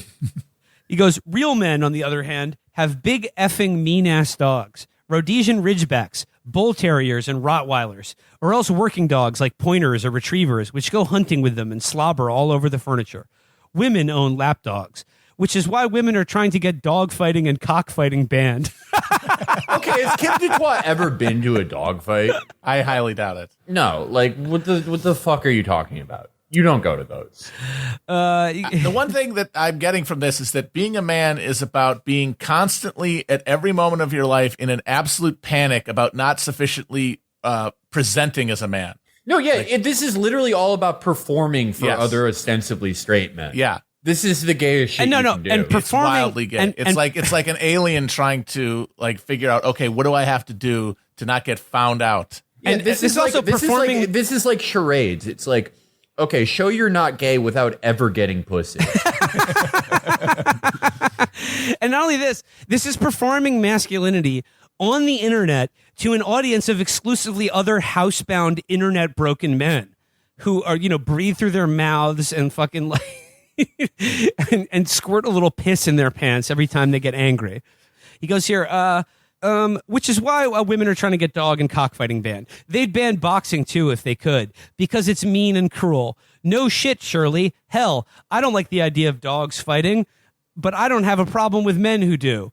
Dogs and cocks fight. So do men. No wonder we have an affinity for it. This guy's just talking about his affinity for cock right now. He goes, my website has become fairly popular with men, and in the beginning, this really surprised me because I didn't think I was doing anything special. That's not what I think now. I must have had well over 5,000 men write me to say stuff like, yes, I agree. I was so angry when I read about insert atrocity of choice, but I thought I was the only one. You're not alone, my friends, and nor am I. Out there is a huge number of men who are sick of it. We're sick of being made figures of fun and ridicule. We're sick of having girly men like journalists, advertising agency execs, and movie stars decide on what is a man. We're sick of women treating us like children, and we're really effing sick of girly men politicians who pander to women by passing an ever-increasing raft of nanny laws and regulations, the legal equivalent of public school Ritalin, which prevent us from hunting, racing our cars and motorcycles, smoking, flirting with women at the office, getting into fistfights over women, shooting criminals, and doing all the fine things which being a man is entailed. Okay. Do you imagine that Kim Du Toit has ever in his actual life done any of the things that he just talked about? I don't think he knows anyone who's done. He watched a hell of a lot of them on television, though. He doesn't know anyone who's done those things. He only knows other hymns. This goes on and on. I'm gonna skip ahead a little bit here. He goes, F this, I'm sick of it. I don't see why I should put up with any of this bullshit any longer. Hell, I don't see why any man should put up with this bullshit any longer. Oh, he actually wrote bullshit there. Whoa, he was getting a little hot. And he goes, at this point, I could have gone two ways. The first would be to say, and I don't know if we'll get back. The process has become too entrenched. The cultural zeitgeist of men as girls has become part of the social fabric, and there's not much we can do about it. But I'm not going to do that. To quote John Belushi, who was incidentally a real man and not an effing woman, did we quit when the Germans bombed Pearl Harbor? Well, I'm not going to quit. F that. One of the characteristics of the non-pussified man, and this should strike fear into the hearts of women and girly men everywhere, is that he never quits just because the odds seem overwhelming. Omaha Beach, guys. So, his dad's generation stormed the beaches of Normandy, and he is like, for him, his similar crucible is having to see Queer Eye for the Straight Guy on TV. And he's also talking about this should strike terror into the hearts of women and girly men everywhere. I understand why he wants to make girly men afraid, but he's like, fellas, we need to make women afraid again. That's how you get pussy, is you scare a woman. That's why the number one destination to take a girl on a first date is a haunted maze. He goes, and then here's where we get into like the 9/11 and the politics of all of this. He says, I want a real man as president, not Al Gore, who had to hire a consultant to show him how to be an alpha male and French kiss his wife on live TV to prove to the world that he was a man, when we all knew real men don't have to do that, bleep. Well, real men don't even ever have to touch a woman. Yeah. And often don't. And I want the real man president to surround himself with other real men like Rumsfeld and Ashcroft and Yes Rice, who is more of a real man than those ass wipes, Colin Powell and Norman Mineta. Ooh, he's going in on Norman Mineta. Damn, spare him. No sacred cows here. People forget Norman Mineta fever was sweeping the nation at this time. Like we talked in the last episode about being canceled. You would be canceled if you were a woman who didn't fuck Norman Mineta. I'm not just talking about famous women. Any woman. He was like, most Zoomers you see who are named like Clayton right now, they're sons of Norman Mineta. The sons of Norman. Yeah. But he went in because he's gay as fuck. I do like, if you're trying to do this like real men, like, it's obviously it's all stupid, and it's stupid for George W. Bush or Dick Cheney, but makes you can sort of get it. But like John Ashcroft, one of the singing senators. What has John Ashcroft ever done that like scans as like hyper masculine? He sings in a barbershop quartet and spent $8,000 to cover the tits on a statue. Yeah. John Ashcroft would have like a press conference where it's like, we are going to entrap 3,000 mentally disabled Muslims. Anyway, I'm going to sing a song to everyone. Hello, my baby. He sang hello, a song my called honey. Let the Eagle Soar. Yeah. Like, he made everyone listen to him sing a song. Okay, everybody, gather around. Places, everybody. Yeah, I'm not talking about fucking pussies. I'm talking about real men like Marcus Bachman. Larry Craig. Matt Schlapp, yeah. Larry Craig, yeah. So, I mean, I'm skipping a couple paragraphs because he just talks about how he wants movies to be like Clint Eastwood movies, and he wants books to be more manly. But he goes here, because that's all. Oh, he gets mad at a woman playing on the PGA golf tour.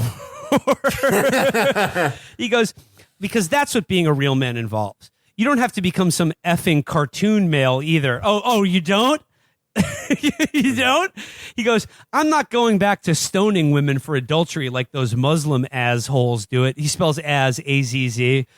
Nor am I suggesting that we support a perversion of being a real man.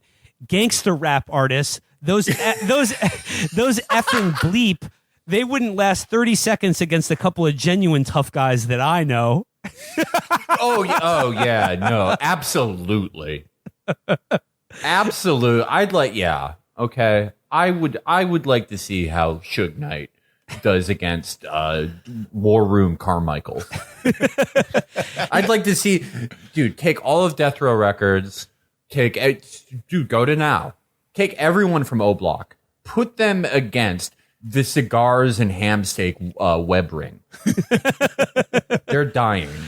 And then, an essay like this would not be complete unless it has a fantasy about being like, they ever pull one of their guns pointing it sideways at me, I'd take it away from them and show them what a real man does with a gun. You know, just imagining that he's gonna some rappers will fuck with him and then he'll show him what a real man does, what a cowboy.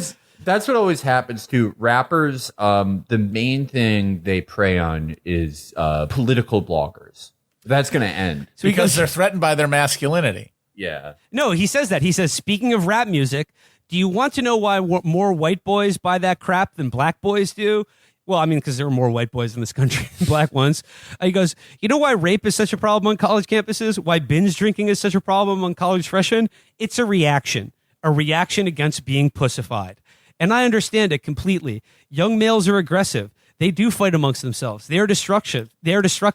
And all of this does happen for a purpose, because only the strong men propagate. And women know it. You want to know why I know this to be true? Because powerful men still attract women. Women, even liberal women, swooned over George Bush in the naval aviator's uniform. Donald Trump still gets access to some of the most beautiful beep bleep available, despite looking like a medieval gargoyle. And he loves it. He loves getting that bleep. Oh, he can't get it out. It's his favorite thing. There's nothing Trump loves more than some of those hot female vaginas and butts that he loves to get involved with. He loves having sex. He loves having sex exactly how it's depicted in Beetle Bailey. He loves running around a table, chasing after a woman. I did it. It was tremendous. It's amazing. He had like 4 kids doing that. It is crazy. He must. Yeah. I always kind of thought that they just they pulled out the semen like with a silly straw while he was sleeping or something. Well, you know what I said about like Trump's cum, that it's like the lead in a mechanical pencil. Yeah, you just have to suck it out, and you got to keep clicking it until it drops out. Yeah. That's the longest pull yet. All right, this is actually my favorite. This is my favorite sentence in the whole essay. He talks about George Bush and like even liberal women wanting to fuck him because he looks so good in that flight suit. Yeah. But he goes here, Donald Rumsfeld, if he wanted to, could F 90% of all the women over 50 if he wanted to, and a goodly portion of the younger ones too.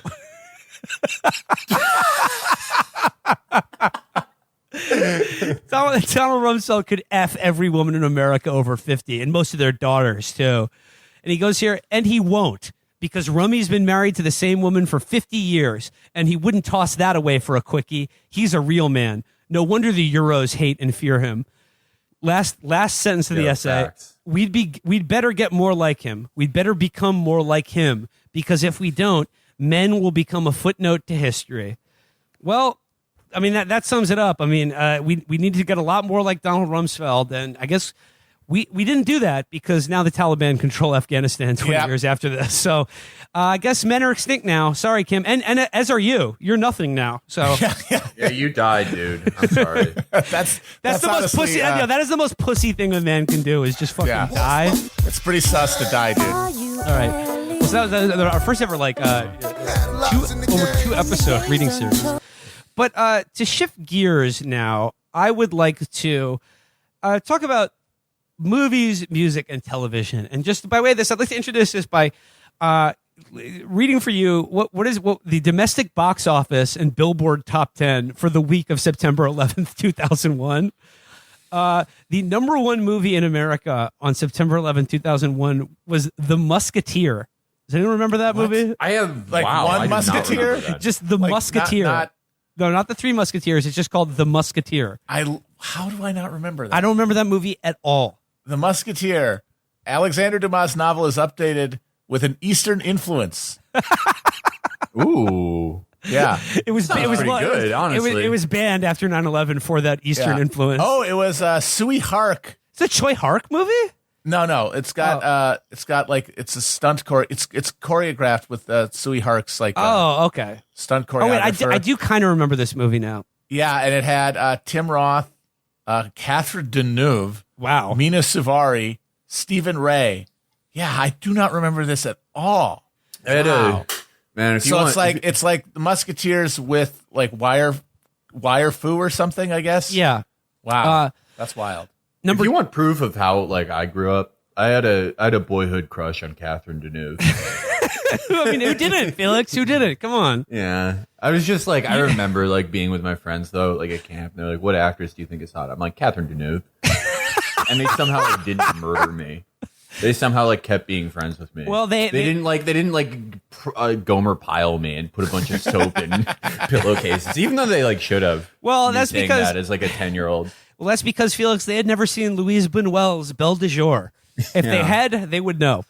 All right, so man, little boys are gay. That's what I learned. It's like they always have been. Like me and all my friends were like that's just. Everyone, like, that's why all those essays are funny. It's like, oh, little kids are gay now. And it's like, that's what being a little kid is. Yeah. Like, I'm sorry. That's just it. Even, like, bad kids. All right, the rest of the top 10 here will be more recognizable titles. The number 2 movie in America was American Pie 2.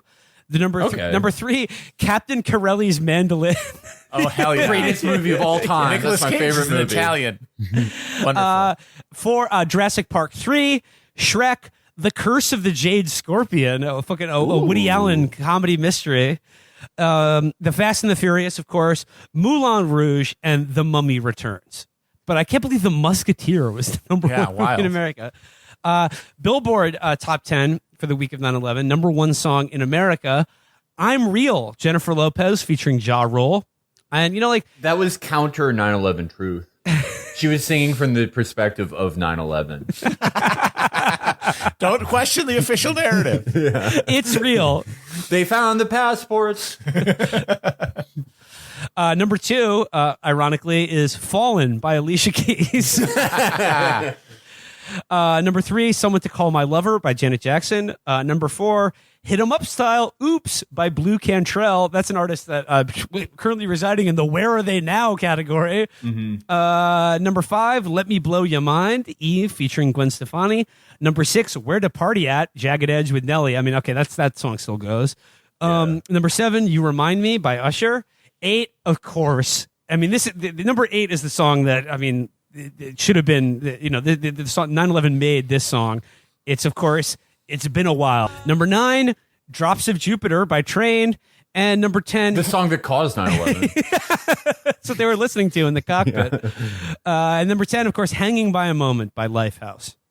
Yeah, that's just a brief snapshot of America at the doorstep of a new millennium. But now, to talk about, where should we begin here? Let's talk about television. And we talked about the news and the news media last time, but let's talk about TV. I mean, obviously Kim Du Toit is very interested in television, but first and foremost, let's talk about Bill Maher losing his job for the one cool thing he ever said. Yeah. And this is you, like we were talking about, you want to talk about motherfucking cancel culture. He said that we have been the cowards, lobbing cruise missiles from 2,000 miles away. That's cowardly. That is a Staying in the airplane when it hits the building. Say what you want about it, not coward. It was not cowardly to get into a plane and crash it into a building. It's cowardly to shoot cruise missiles, which for the kids listening, before people talked about drones, they talked about cruise missiles, but it was basically the same premise of getting to blow people up halfway around the world without risking American lives. And that was cowardly. And he had a show at that point on ABC called Politically Incorrect, and they canceled it. For being politically Ari incorrect. Fleischer, the White House press secretary, said about that he shouldn't have said it, and that this is a time, I still remember this, that Americans need to watch what they say and watch what they do. Yeah, this was, again, it is very hard to go into how diseased America was. I mean, we've talked about like the broad censorship, and yeah, literally the White House press secretary telling you to watch your ass when you're saying something. But I mean, I reposted it a few days ago, but you guys saw that clip of Oprah in the lead up to the Iraq War? Even Oprah got in on the act, featuring in October 2002 the right-hand man to Ahmed Chalabi. And so, do the Iraqi people want the American people to liberate them? Absolutely. In 1991, Iraqi people... I hope that doesn't offend you. When one guest dared to express doubt, Oprah would have none of it. I just don't know what to believe with the media. Oh, we're not trying to show you propaganda. We're just showing you what is. I understand that. Okay, you have a right to your opinion. You know what I mean? This was every sector of American culture was diseased with this. Everyone was psychotically bloodthirsty. Yeah, you had to be, or you weren't serious about supporting the troops and avenging our 9/11 victims. Yeah, I mean, obviously, another thing I want to talk about before I get into the next big TV thing I want to talk about is, I mean, obviously, almost as soon as 9/11 happened, 9/11 conspiracy theories started happening, and they started being very powerful. I'm not talking about can jet fuel melt steel beams or did Dick Cheney do 9/11. I'm talking about the real 9/11 conspiracy theory, which is that Saddam Hussein was involved in it. The single most consequential one that never got any of the organized pushback on sort of the liberal blogosphere that the idea Mohammed Atta met with his agents in Prague. Yeah. His mobile bioweapons labs. One of the head editors of the Weekly Standard wrote a book called The Connection. And it was making the case that Osama bin Laden and Saddam Hussein were allies in their war against America. But yeah, when we talk about 9/11 conspiracy theories, if you're Spike Lee, you have to censor your movie for HBO because of it. But I mean, everyone else, we still those conspiracy theories have or the people who promulgated them have never been chastised in any regard in our culture. And this was from the White House press secretary, Colin Powell, on the floor of the UN. These were textbook conspiracy theories that everyone in America had to believe, despite all evidence to the contrary. You had to believe it. Obviously, if you're going to talk about TV and 9/11 culture, there is one TV show that stands above all of them, and that is, of course, 24. I know you guys have done 24 on Time for My Stories. I mean, just can you remember back? Because 24, the first season of it, had already been written and filmed before 9/11 happened. And keep in mind, the villain in that series was Dennis Hopper as a Serbian war criminal. Yeah, 90s, baby. Dennis Remember Hopper when we blew up Serbia? Yeah. Dennis Hopper, by the way, just as an aside, had some amazing villain roles in this time. My favorite of which is playing the head of the New World Order in the Diddy video Victory. But 24, even though the show was basically in the can, and then 9/11 happened, and it was on Fox and became a phenomenon. It became a show that, as we say, channeled the zeitgeist of the era, and that zeitgeist was the utterly spurious ticking time bomb scenario. Basically, everyone in America believed that we were all living at any given moment of the day with a ticking time bomb happening somewhere in America, somewhere in the world. A bomb was ticking down to zero. It would take innocent life. And that George W. Bush and everything we did, it is all about stopping that ticking bomb from going off. And in the world of popular culture and entertainment, Jack Bauer and 24 solidified, I think did more to solidify in the American imagination, what counterterrorism entailed and what fighting the war on terror was all about. It made its way into our fucking jurisprudence in the form of Antonin Scalia referencing Jack Bauer in an argument for why torture needs to be allowed. Yes. He was telling this, he was sitting there spewing prosciutto at the other justices going, "Would you arrest Jack Bauer?"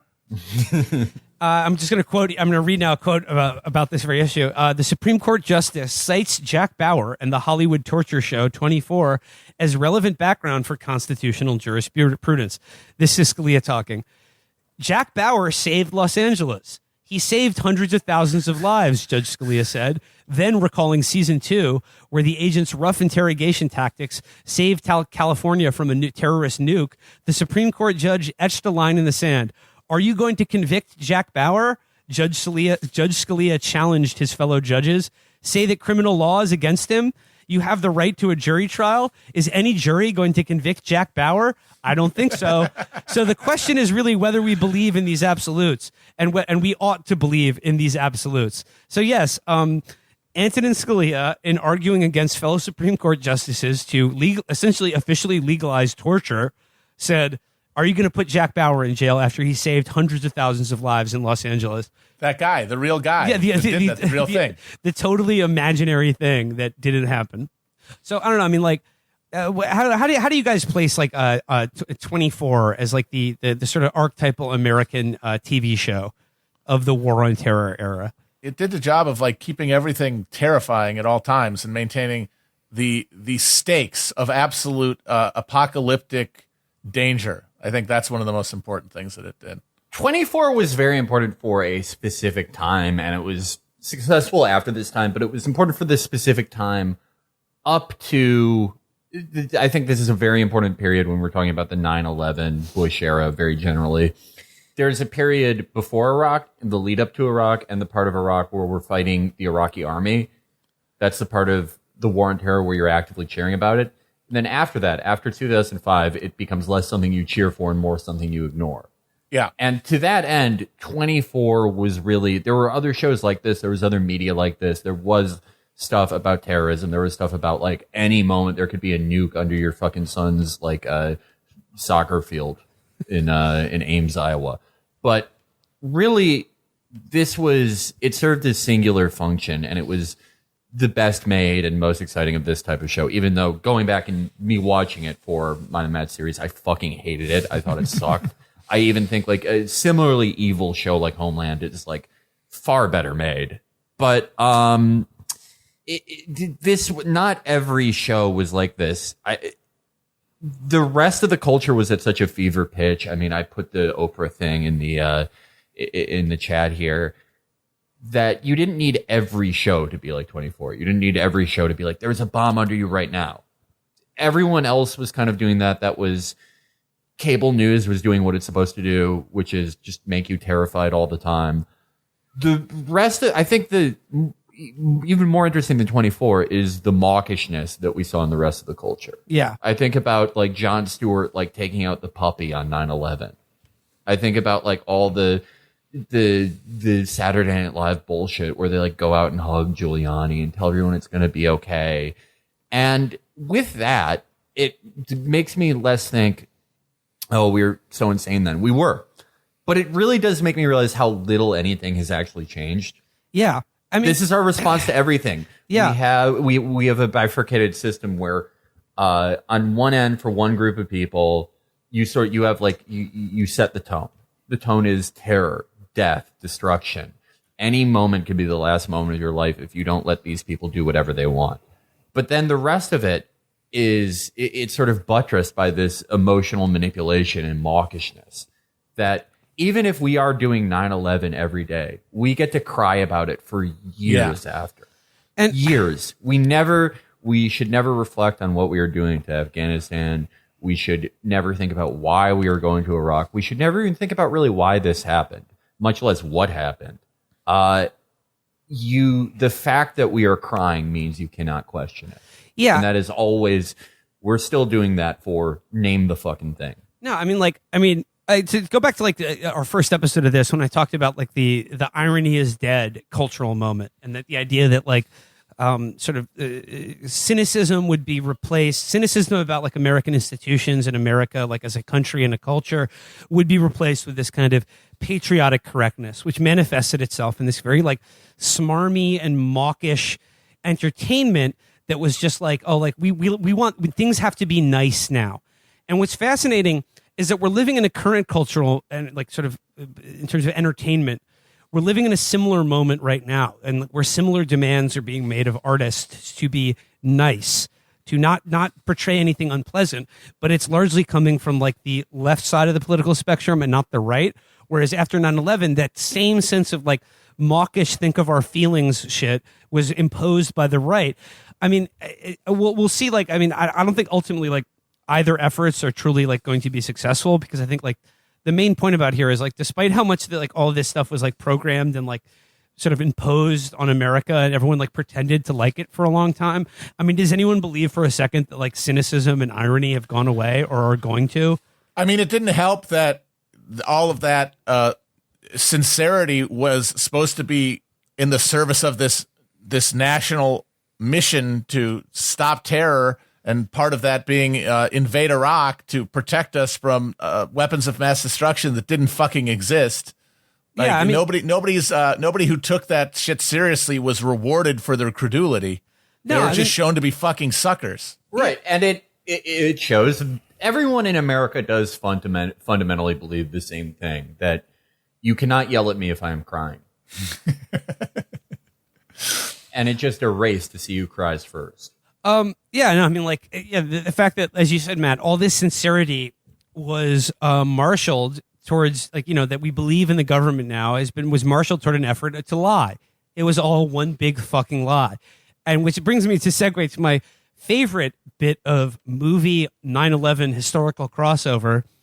We talked about, I mentioned this was like years ago in one of our first episodes of the show, but just reading here, an allegation in an MI6 report about Iraq's supposed chemical weapons capability before the 2003 war to remove Saddam Hussein appeared to have been lifted from a Hollywood film, according to the Chilcot report. A section of the inquiry's findings about the buildup to the conflict in the autumn of 2002 found that MI6, formerly known as the Secret Intelligence Service, or SIS, feared a source might have taken inspiration from The Rock, a 1996 thriller starring Sean Connery and Nicolas Cage. The report details how MI6 sent information to a small number of very senior leaders, including Tony Blair and then Foreign Secretary Jack Straw, on the 11th and 23rd of September 2002. Based on what MI6 called a new source on trial with direct access, this alleged that Saddam's government had accelerated the production of chemical and biological agents, and in particular, the chemical agents might be carried in glass containers. They're, of course, talking about the famous pearl construction of VX nerve gas. Elegant string of pearls configuration. Unfortunately, incredibly unstable. Yes, that Ed Harris and company steals and threatens San Francisco with. Suffice to say, not only did Saddam Hussein not have the elegant pearl-like construction VX nerve gas, such a thing does not exist. It was entirely because it's completely made up. We made it up because Nicolas Cage got to put that one ball in the guy's mouth and smash it. Yep. Because that was cool. And then, like, when they're originally stealing the gas, and like one of the pearls pops out and like rolls and then cracks. You get that moment of just like a little like a Christmas ornament cracking, but then your face melts off and your eyes explode. Yep. Yeah, just a way in which that like our imaginations like primed us for 9/11, and then like in the case of The Rock, literally contributed to the war in Iraq, because like people believed it because they were like, oh, that seems like something a terrorist would do, because they saw a terrorist do it in a movie. Yeah. And like and 24 is the same phenomenon, like if you tried to argue that like, morally or just on a pure like, I don't know, like a logistical perspective, why torturing people was wrong, people would just be like, okay, but yeah, okay, there's a nuclear bomb ticking down and this guy knows the code to shut it off. You're telling me you won't torture him? Come on. And it's just like, these things don't really exist in the real world. These are all fantasies. It's all a fantasy realm that we get to participate in as observers, and then we get to support to like vindicate our belief in it, because without that, like, what the fuck are we doing? Who are we? And like there are other examples, like for instance, in The Bourne Identity, which came out in 2002, the director of that movie ended up having to do reshoots to make sure that the CIA would not be seen as the film's villains. They had to like make sure that movie wasn't anti-American, and like there are numerous examples of this. But I want to get into Karl Rove went to Hollywood after 9/11 to collaborate with studio execs to let them know like what the if they wanted to help the project, if they wanted to help the new war on terror, what kind of values they needed to put out into their films. So like in addition to the regular collaboration between like the Defense Department and action filmmakers that has existed for decades, they had a special like project of fitting popular culture into this new mold, like directly from the fucking White House. This is why like any Hollywood political moralizing is so insufferable, because we remember this, and we remember Michael Moore being booed by all these fucking demons. Yeah. at the Oscars for opposing the Iraq War. And obviously, this collaboration continues to this very day. And I want to get into in terms of like movies and pop culture, like the biggest legacy in my mind of like this phenomenon of both mawkish schmarm and an attempt to like kind of retcon a purpose for America and like also make Americans feel excited, but also like as safe as taking a warm bath. And I am, of course, talking about the Marvel Cinematic Universe, which I regard as the biggest and most potent heir to the culture of 9/11. And this is a weird one because it largely happened after George W. Bush.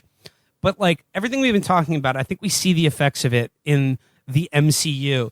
In that, like in last episode when I talked about how like all of a sudden all the movies that were like the most popular things in the world, like Armageddon or Deep Impact or fucking Godzilla, which showed like New York City being obliterated in a variety of very prescient ways, suddenly became like you couldn't show that on TV. It was traumatizing to people. And I think with the Marvel movies, I think like it is the way in which our culture has like sort of rediscovered the spectacle of total global annihilation and the end of America itself, but in a way that is like safe and like it fits the current moment. But I think it is entirely the result of 9/11, like our need, the entire superhero genre and our return to superhero movies from being like a discrete, like printed comic book, like nerd thing to the dominant form of our popular culture is all about 9/11. And it's our way, it's our way of like sort of as a culture regressing into a childlike state and feeling the need that like feeling that as Americans, we have this godlike power, but as we say, we need to use it responsibly. But like we're also threatened. We're threatened by even more godlike powers. And I just, I think of like the obviously the Sam Raimi Spider-Man movies like had like some touches of 9/11, like the sort of Pieta scene where they take him off the subway and they're like, it's just a kid. And because, so the Sam Raimi Spider-Man movie, Spider-Man essentially was a first responder. Yeah. But then like when the official MCU started, it takes on a much greater cast and it becomes more about empire and about, like I said, a childlike need to project omnipotence, but also niceness onto like godlike figures of authority, that they're there to protect you. And I think about the one that launched it all, the Robert Downey Jr. Iron Man movie. They changed the origin story. I mean, by change it, they just transpose it to Afghanistan. But like in the original Tony Stark origin story, he is, like a defense contractor who's taken hostage in Vietnam by like the Mandarin, this sort of like figure of like yellow menace and terror. And he represents this sort of the heights of America's like financial technological empire. And he uses his wits to like create the Iron Man suit and free himself from his captors. But, all right there in the first Iron Man movie, it's about Afghanistan and it's about terrorists and how he has to sort of, he was this big arms merchant, arms manufacturer. And by becoming a hero, he's going to use all of that same technology and money, but he's going to use it for good and in kind of like a liberal way. And I regard like the Marvel Cinematic Universe as a way in which after the war on terror was really over, it allowed a kind of like a liberal version of the same mythology to like accrue and promulgate in American culture. Yeah, we're the Avengers. Yay. Yeah, I mean, we're never really one and done with anything in America. Anything that we say is like for implied or expressly said for like a temporary purpose, whether it's TSA or the national security state, even if people are thinking, okay, we're going to need it for like a few years after 9/11, that's staying forever. Yeah. And for like the Hollywood's promotion of the war on terror, Hollywood's promotion of the U.S. military state and everything, that was always going to be there to stay. It was just shifted. So, yeah, instead of 24, you get Homeland. Instead of a stoic, like, cool white boomer who can do anything, you get a woman with BPD. Yep.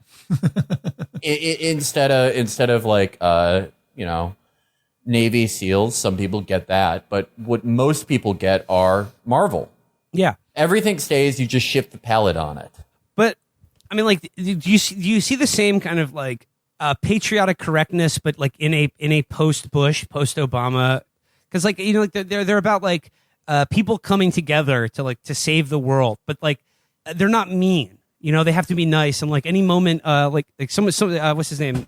Someone shared a clip with me the other day from like some awful Marvel animated series, and the point they made was that like no dark, like unlike 24, which was just all about grim and dark and like horrible and like pulling people's teeth out and dying of like chemical attacks or whatever. But Jack Bauer was always like stoic and grizzled and just like, damn it, Chloe, I need you to access the mainframe. Whereas like every moment of tension and fear and darkness in like a Marvel world has to be immediately undercut and sort of channeled into soy bants. And this is happening now. The Twin Towers are falling. Okay. We just saw that on TV. Yeah, it happened. Yeah, because like the war is still going on, right? Like war on terror has not ended, even with the withdrawal from Afghanistan. The logic of it is still dominating our military posture, but the threat that we feel from terrorism has rescinded. So now it can just be kind of fun. Just be a wacky encounter with our friends as we blow up our enemies with very little danger that we actually are going to face any consequences. The threats in like Marvel or any superhero thing they're never presented as realistic or supposed to be nearly as realistic as the threats in 24, even though those are just as ridiculous. It's always like, a purple guy's going to get a special cube that blows up the universe. Nothing that anyone like seriously thinks will happen. But as with 24 and Homeland, it's the message is we need these things. We need the military industrial complex. We need the U.S. intelligence state. We need all this. We need this suspension of civil liberties because this bomb could be under the stadium at any time. But with Marvel, and this is the shifting of the palette, it's like, no, we're going to have this forever. We need this forever. But because it's fine because these people are good people. And that's what I mean, like what you said, man, about like the war on terror had to continue, and it has to this very day. But like representing the kind of post-Obama shift in like what 9/11 means to America and like what the war on terror actually is. Like now that like, a nice guy is in charge, and it's like the war on terror has been removed from the realm of like ideology and political contest while it still chugs on doing its bloody work. I just think like that is why the emphasis on superheroes have become so fucking all encompassing. It's because it's this idea that like the people invested with like godlike power and authority and technology are just like you, and they're nice and they're self-aware and kind of quirky.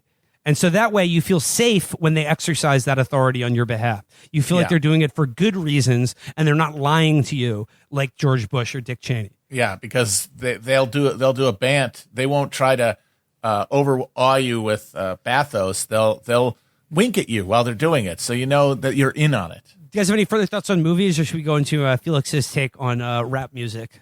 I do, just very briefly, I think it is very interesting that as large-scale mayhem became distasteful in the immediate aftermath of 9/11 on screen, it was replaced by very intimate, graphic, horrible violence in the form of torture porn.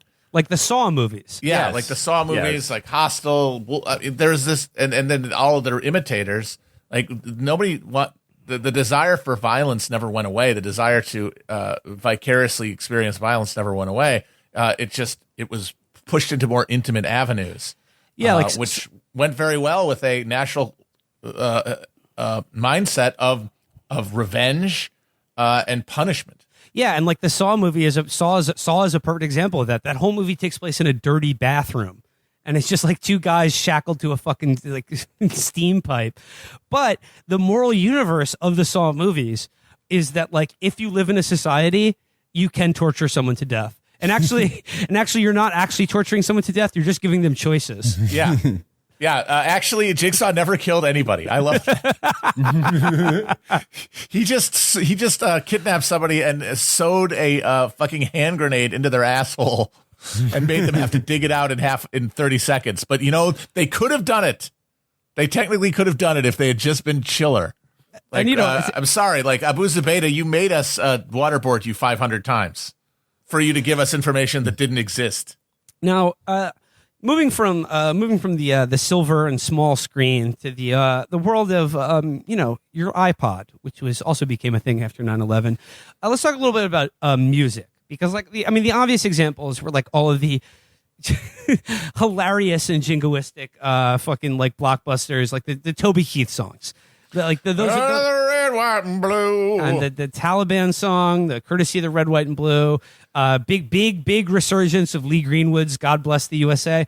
But like Clint Black had a song called "I Rock and Roll." Oh, like "Let's Roll." No, I rack and roll. I like rack instead of rock and roll. I rack and roll. I rack 'em up and I roll. I'm back and I'm a high-tech G.I. Joe. Cool. Got it.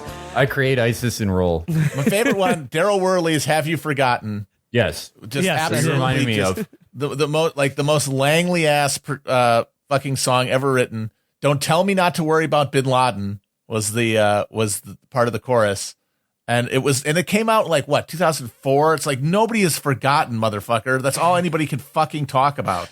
And as we talked about in the episode 1, the first part of the series, like all the random songs that were banned from radio, but like a few artists like the Dixie Chicks were completely blacklisted from country music radio just for saying they don't like George W. Bush.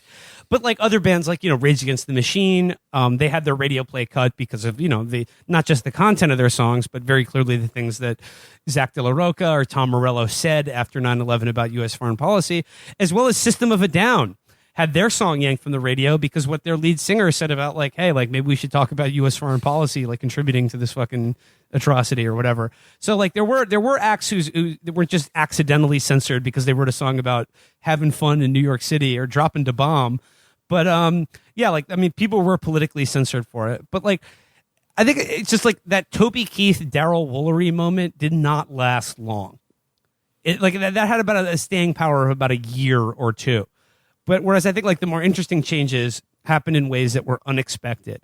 And Felix, I think you can speak on that for a little bit. Yeah. So I did a very deep dive this last week into the top 40 rap charts from 2001 to the beginning of 2009, and went beneath the top 40 charts for another thing. So what I found was interesting here is that rap in this time, it was already obviously very popular before 9/11, but I think in the period from 9/11 to the end of Bush is when it became a ultra permanent fixture. It replaced rock and roll. Yes. And so the first thing I looked at was what was the top rap single in the country before 9/11. And this is very interesting. This is very telling. It was Purple Pills by D12. And we're talking about how 9/11 sort of the death of irony. And we've talked about how before, in the late 90s, early 2000s, pre-9/11, it seemed as though there was going to be this sort of edgy irony as part of the monoculture. Because, South Park. Right. We were at the end of history and we didn't know what to do with it. Or we felt like we were at the end of history. The makers of culture often felt that way. And so you did have these things, songs like Role Model by Eminem or Purple Pills, that are like hilarious songs, very funny songs. But then immediately after, you can't really do that. But what happens to rap is interesting because I think one of the reasons subconsciously for people why rap became so even bigger in this period is because it is a little bit of an oasis. While the rest of the culture is either mawkish or obsessed with going to war with Iraq, obsessed with pulverizing Afghanistan, rap really doesn't directly reflect that. Like, yeah, so Purple Pills isn't a number one hit again. But after that, you have the song after that hits number one is P.D. Pablo, Raise Up. That's not really a song you could connect to 9/11 or the war on terror at all. It's a song about being from North Carolina. Yeah, through there, you have like tons of Atlanta dominance of the rap charts over the next few years. Like you have Ludacris with Stand Up, Lil Jon with Yeah. Kanye shows up with Gold Digger in 2005. I think is his first number one hit. You get a mix of things that are like songs that are in the moment and they are everywhere. They're inescapable. Songs like Crank That by Soulja Boy and songs like This Is Why I'm Hot by Mims. And with those, you get most people who just disappear. You do, for once, get a genius like Soulja Boy who completely portends the use of the internet 10 years on. But I think the most interesting thing is the part where it does start to reflect our mood at the time, or not our mood, but our desires. And that is the rise of 50 Cent and G Unit. And I'm very interested in sort of like the etymology of drill and trap music. And I don't think it comes from 50 Cent. I think it sort of, all that music comes from 3 6 Mafia, who are, I consider, the most influential group of individuals from both the 90s and this time. And they only went as high as number 13 on the Billboard charts with Stay Fly in 2005. But 50 Cent is very important because 50 Cent was someone who was incredibly popular in the suburbs. Incredibly so. And he was popular. Indie Club came out, I think, 2003. And he has 7 number 1 hits from 2003 to 2005. Insane dominance. And 50 Cent he's not the start of this, but he's a great modern example of this phenomenon, which is, for lack of a better term, street rap, which can broadly include what 50 Cent was doing all the way to trap a few years later and then drill music now, which is street music, which for kids in the suburbs, for kids who are insulated from this, for kids who don't even know anyone who's doing any of this, becomes very exciting and a way to vicariously live this lifestyle. But what I thought was interesting when I was looking at all this, 50 Cent never had a number 1 hit again after 2005. And when you look back at 50 Cent and G-Unit, they really fit that moment of the lead up and the classical war portion of the Iraq War. 50 Cent he was charming, he was a strapping, charismatic, but swaggering guy. He even would talk about how George W. Bush is gangster. Yeah, he was a big fan of Bush. He knew what he was doing there. He was winking to his suburban audience and being like, no, you're me too. Because if you like Bush, you're me too. We're the same thing. And that was the greatest gift you could have given those kids. And there was also something, I guess, for as dominant as they were, and like you said, 7 number 1 hits, 50 Cent and G-Unit. I mean, it was a return to a villain, someone who was playing the heel in popular culture, but also if you're talking about the first term of the Bush administration, there was something self-awarely, sort of and ironically, appropriating the military, with G-Unit, yes. But there was also not appropriating the valor of the military, appropriating the absolute nihilistic and mercenary violence of the military as something that was. And it was about how he went to the Middle East to do a concert, and they were supposed to pay him with a diamond, but it got stolen. And so he kills 5 million Arabs with Tony Yayo. So I started going from here. I started sort of tugging at the string. And what's interesting here is 50, what I think, my theory, is that the music that crosses over into white America, oftentimes, whether it's sort of intentional with 50 Cent or unintentional, becomes a reflection of what we think a man should be, but more specifically, what we think a soldier should be. So 50 Cent does fit this Pat Tillman image of the soldier. So does The Game. So do other people in 50 Cent's orbit. But as the war on terror becomes less something you root for and more something you ignore, that goes away. 50 Cent, as far as the king of again, for lack of a better term, street rap, it gives way to Gucci Mane a few years later. He first starts popping off in the second Bush term. The first time I heard a Gucci Mane song was in 2005, and he kept bubbling from there. He was never dominated the top of the charts like 50 Cent did, but an incredibly popular figure.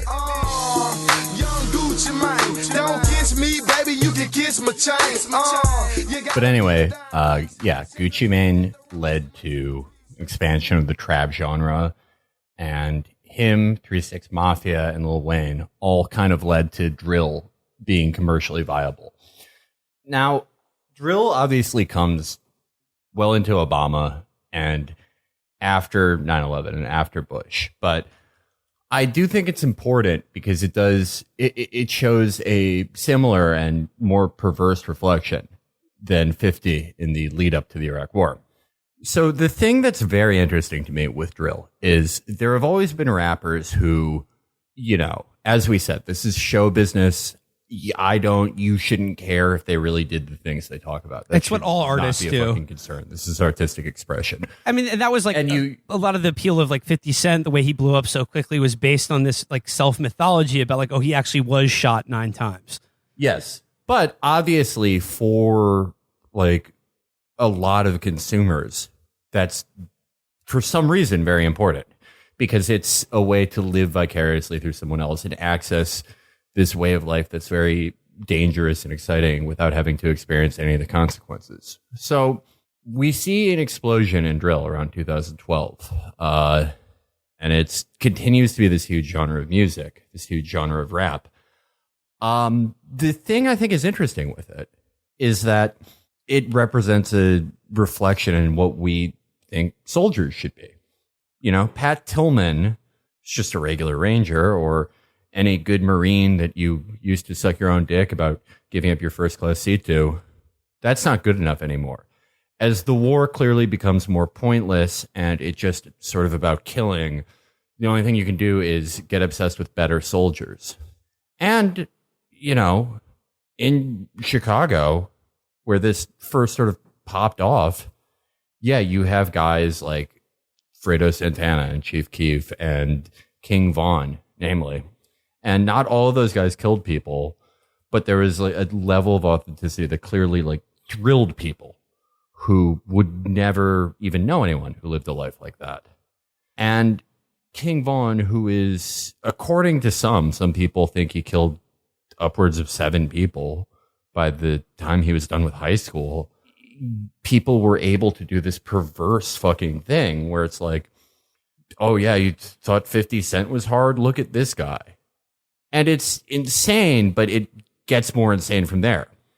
So if you look at places where drill became very popular, or genres of drill, like Jacksonville, like Chicago, like New York, though it's a sort of a different thing in New York, how those places got that way reflects what the American Empire did in places where we were lionizing our special forces and their exploits of pointless killing. A huge reason that gang violence became so insane around the time this music was getting really popular is a few reasons. Industries that employed a lot of people were destroyed. There was, you know, mass incarceration. There was the complete economic abandonment of these places. But then with these individual gangs themselves, gangs like the GDs and the BDs, who, you know, used to be under one umbrella, the leadership of these gangs got decapitated in the late 80s and 90s. And what you were left with was things would nominally be part of a larger gang network, but really what this became, very similar to parts of Iraq and even parts of Lebanon and parts of Syria, is block-to-block warfare. It became less about, you know, controlling the drug routes or who controls this turf, sort of how you would see in Cabrini Greens or Robert Taylor Holmes, and more like, you know, this guy killed your friend, this guy's cousins with the guy who fucked this guy up. And it just became killings and reprisals and killings and reprisals. And if what we did to those places sounds familiar, it's because it's very reminiscent of the destruction of the economy in these places. And it's very similar to some things like debathification, the decapitation of leadership without any plan for what will happen afterwards. In this place, it was already pretty fucked up, and then you made more fucked up through circumstance. Now, where it gets even more fucking perverse is the way that fans kind of treat this. Now, I'm not going to moralize about, you know, being a fan of this music, because I am too. Like, I listen to all of this. I think, like, these guys are incredibly fucking talented. King Von was an amazing storyteller. I think, like, Lil Durk's incredible. I think Folio and Young and Ace are both fucking super talented, even if the stuff behind the music itself is, like, insane. But I was thinking about something that happened in rap this last year. King Von, who is a guy from Chicago who I previously mentioned, and NBA Youngboy, who's an incredibly talented artist from Baton Rouge, they had a little bit of a squabble on Instagram. Basically, Von was sort of like fucking around and said that King Von was making up shit in one of his songs. And NBA Youngboy, not really one to back down from that, it sort of spiraled from there. You know, what I thought was really fucking interesting, and you see this a lot, was fans of this music. Often people are very, very insulated from the consequences of any of this, trying to egg on a shooting between the NBA YoungBoys crew and King Von's crew, arguing about who was tougher, who had more fucking bodies, who was crazier, who cared less about going to jail. And it's one of the most like horrifying things I've seen, just like in the comment section or something. And you see stuff like this all the time. And I was wondering, what does this remind me of? Well, it reminds me of what happens in these hopeless places, be they parts of Syria or parts of Chicago, where you've ripped the spine out of a place and you've removed all the hope.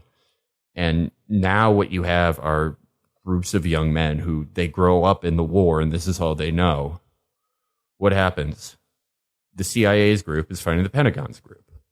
These groups maybe didn't start or always start with the backing of the CIA, but sometimes maybe they were pre-existing groups, but they end up being played against each other for capture of resources or which part of the U.S. military should control this part of the border with Turkey, et cetera, et cetera.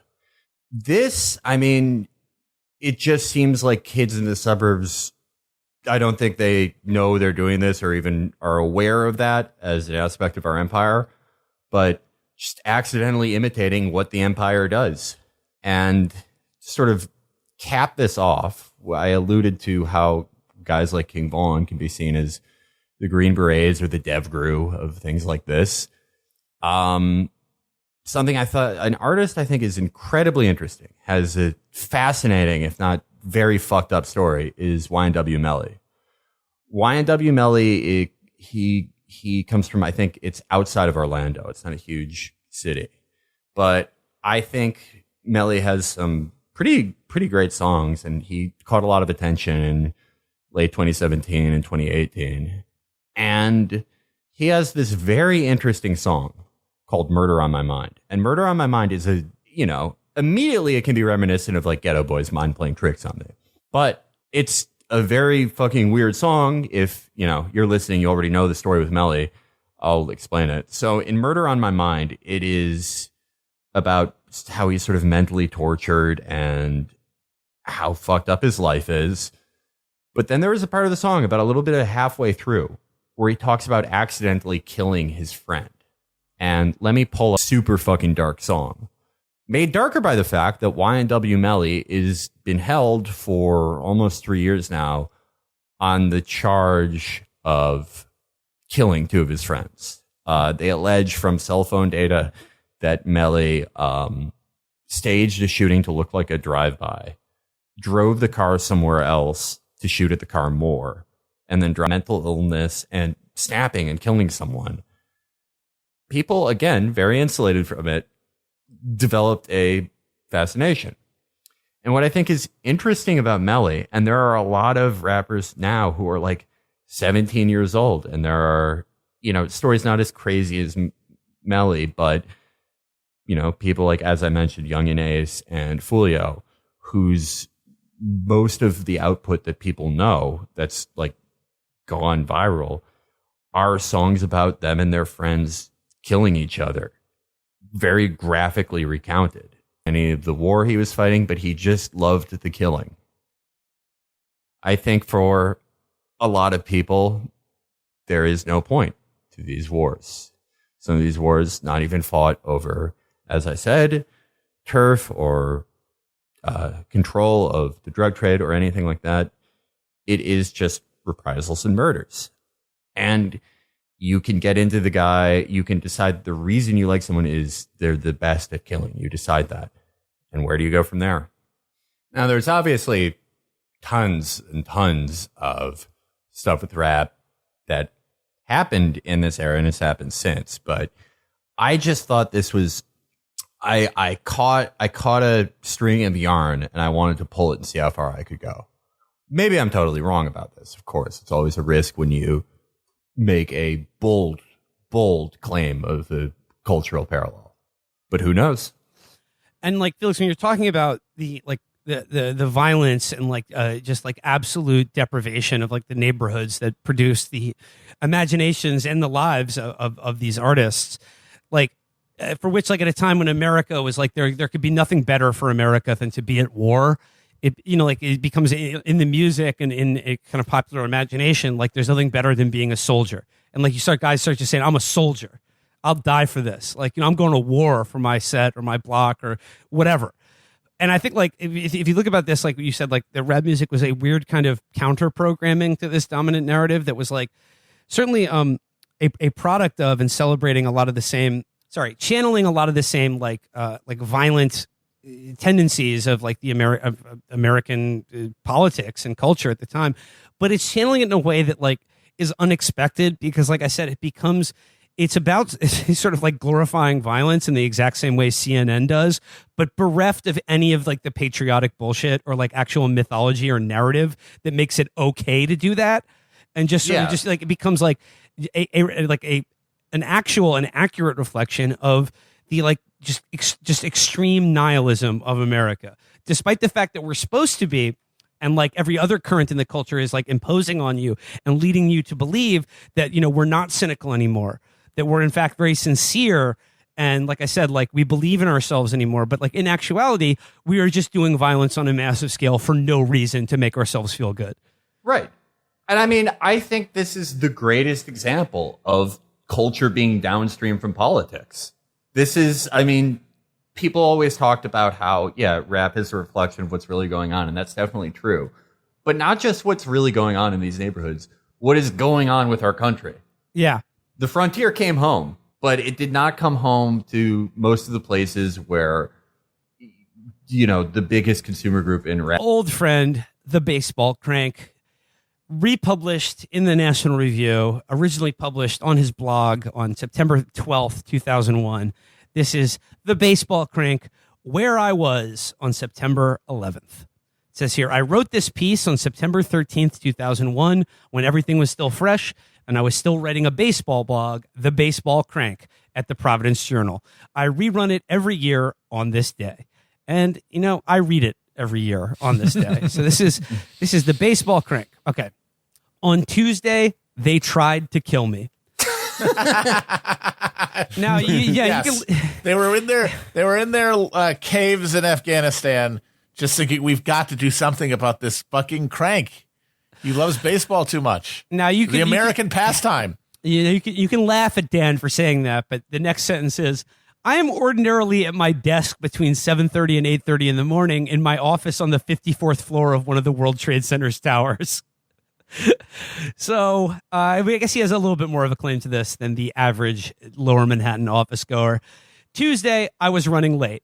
I stopped to vote in the primary election for mayor, an election that has now been postponed indefinitely. Thank God for petty partisan politics.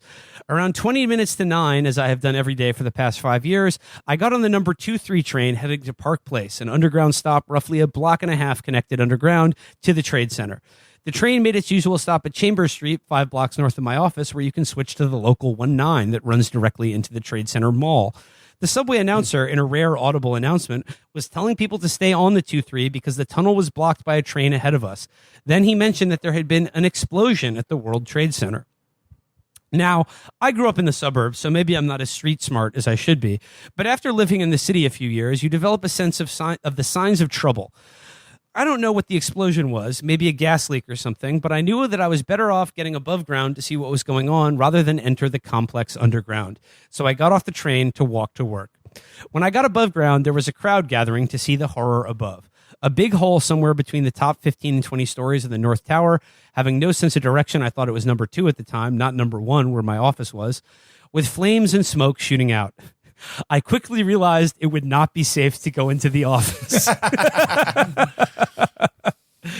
It made a snap judgment just like that, and God bless him. Despite a number of things I had waiting for me to do.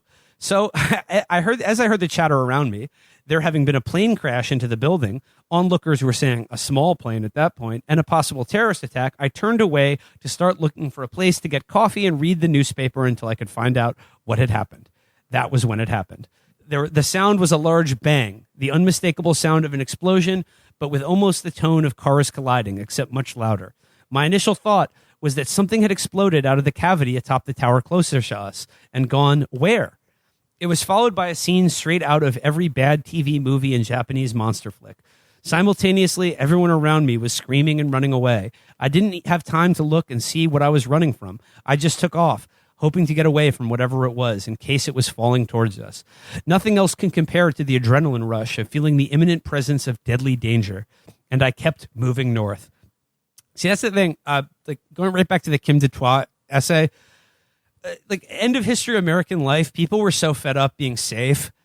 Like people were so bored with it that like that feeling of adrenaline of like just like being that close to something dangerous happening is a feeling that these guys did not want to give up on. Oh God, no.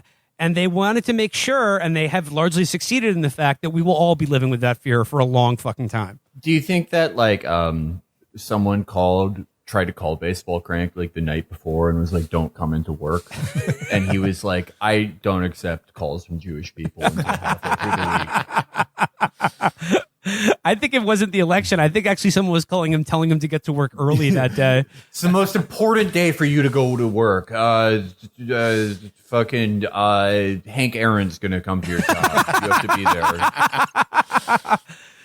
So it goes here. Once people said that a second plane had hit the tower, and I saw it was around halfway up, right where my office was. I thought, still confused about which tower was which, it also appeared that the towers had survived the assault. I used to joke about this, telling people we worked in the only office building in America that had been proven to be bomb resistant. I stopped now and then, first at a payphone where I called my family but couldn't hear the other end. I stopped in a few bars calling to say I was okay, but I still didn't feel safe. I kept moving north. In one bar, I saw the South Tower collapse and had a sick feeling in my stomach, which increased exponentially when I saw Tower 1 with my office in it, so far as I knew. Many of the people I work with as well cave in. Official business hours start at 9:30, but I started reeling off in my head all the lawyers who got in early in the morning and have for years. I thought of the guy who cleans the coffee machine, someone I barely speak to but see every day, who has had to be in at that hour.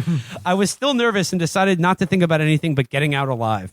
A friend had an apartment on 109th Street, so I called him and kept walking, arriving at his doorstep around 1 p.m. and finally sat down with my briefcase, the last remnant of my office. I had carried a bunch of newspapers in my brown bag lunch more than 120 blocks. The TV was on, but only CBS was broadcasting. Everyone else's signal had gone out of the Trade Center's antenna. Finally, the news got better. I jumped when there were planes overhead, but they were F-15s, ours, American combat aircraft flying with deadly seriousness over Manhattan. My wife was home, and she had heard from people at the office who got out alive. It turns out that my law firm was extraordinarily lucky to get so many people out. Nearly everyone is now accounted for, although hold your breath and pray until it's everyone. Going on here, he goes, blah, blah, blah. He talks about his dad, his uncle was a fireman. He goes on here, says, the mind starts to grasp onto the little things. Photos of the kids, and from my wedding. The radio in my office that I listened to so many Mets games on, working late. A copy of my picture with Ted Williams. More on that some other day. The little Shea Stadium tin on my desk that played Take Me Out to the Ball Game when you opened it to get a binder clip. The new calculator I bought over the weekend. All vaporized or strewn halfway across the harbor. He's like, the guy who cleans the coffee machines, I don't know what the fuck happened to him, but I'm thinking about my... The little thing that plays Take Me Out to the Ball Game when I open it up to get a paper clip. And I'm just imagining Baseball Crank, like thinking about like Muhammad Atta at the fucking pilot, at the pilot's controls, just going, aim for the Tom Seaver bobblehead on floor 54. So here's where the essay gets really good. He goes here, it is staggering to see in the whole context of your daily routine disappear because somebody, not faceless cowards really, but somebody in particular with a particular agenda and particular friends around the world wants you dead. There's a scene that comes to mind, and I'm placing it in The Lord of the Rings because that's where I remember it, but feel free to let me know if I've mangled it or made it up. Frodo the Hobbit has lived all his life in the Shire, where the world of hobbits, short, human-like creatures, revolves around hospitality and particular etiquette and family snobbery, and all the silliest little things. Silly at least in comparison to the great and dangerous adventure he finds himself embarked on. Aragorn, one of the men, has been patrolling the area around the Shire for years, warding off invading creatures of all varieties of evil. Frodo asks Aragorn, eventually, whether he isn't frustrated with and contemptuous of hobbits and the small, simple concerns that dominate their existence, when such dangers are at hand. Aragorn responds that, to the contrary, it is the simpleness and even the pettiness of the hobbits that makes the task worthwhile, because it's proof that he has done his job, kept them so safe and insulated from the horrors all around them that they see no irony, no embarrassment in concerning themselves with such trivial things in such a hazardous world. It has often struck me that you could ask no better description of the role of law enforcement and the military keeping us so safe while we while away our days on the ups and downs of made-up games. And that's why baseball still matters. I love this. I've like posted the screenshot for a while, but I never took the time to read the article. The fact that he just put like on 9/12/2001, baseball still matters. Fucking awesome. He's not wrong. And he goes, baseball rocks. Yeah, baseball rules. There must be time for mourning, of course. So much mourning.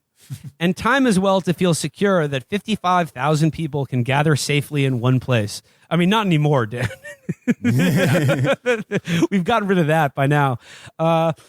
The merciful thing is that because, save for the Super Bowl and the Olympics, U.S. sports are so little followed in the places these evildoers breed, murderous men, by contrast, have very little interest in pennant races, that they have... that they have not... If there'd only been an American League team in Kabul, we never would have been in 9/11.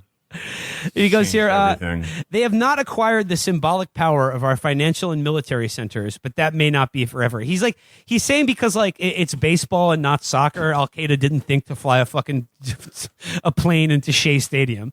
But hey, they'd be doing the Mets a favor at that point. They're trying to get rid of that piece of shit.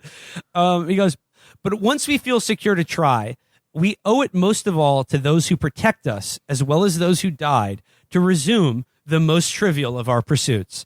Our freedom is best expressed not when we stand in defiance or strike back with collective will, but when we are able again to view Barry Bonds and Roger Clemens as the yardsticks by which we measure nastiness, to bicker over games.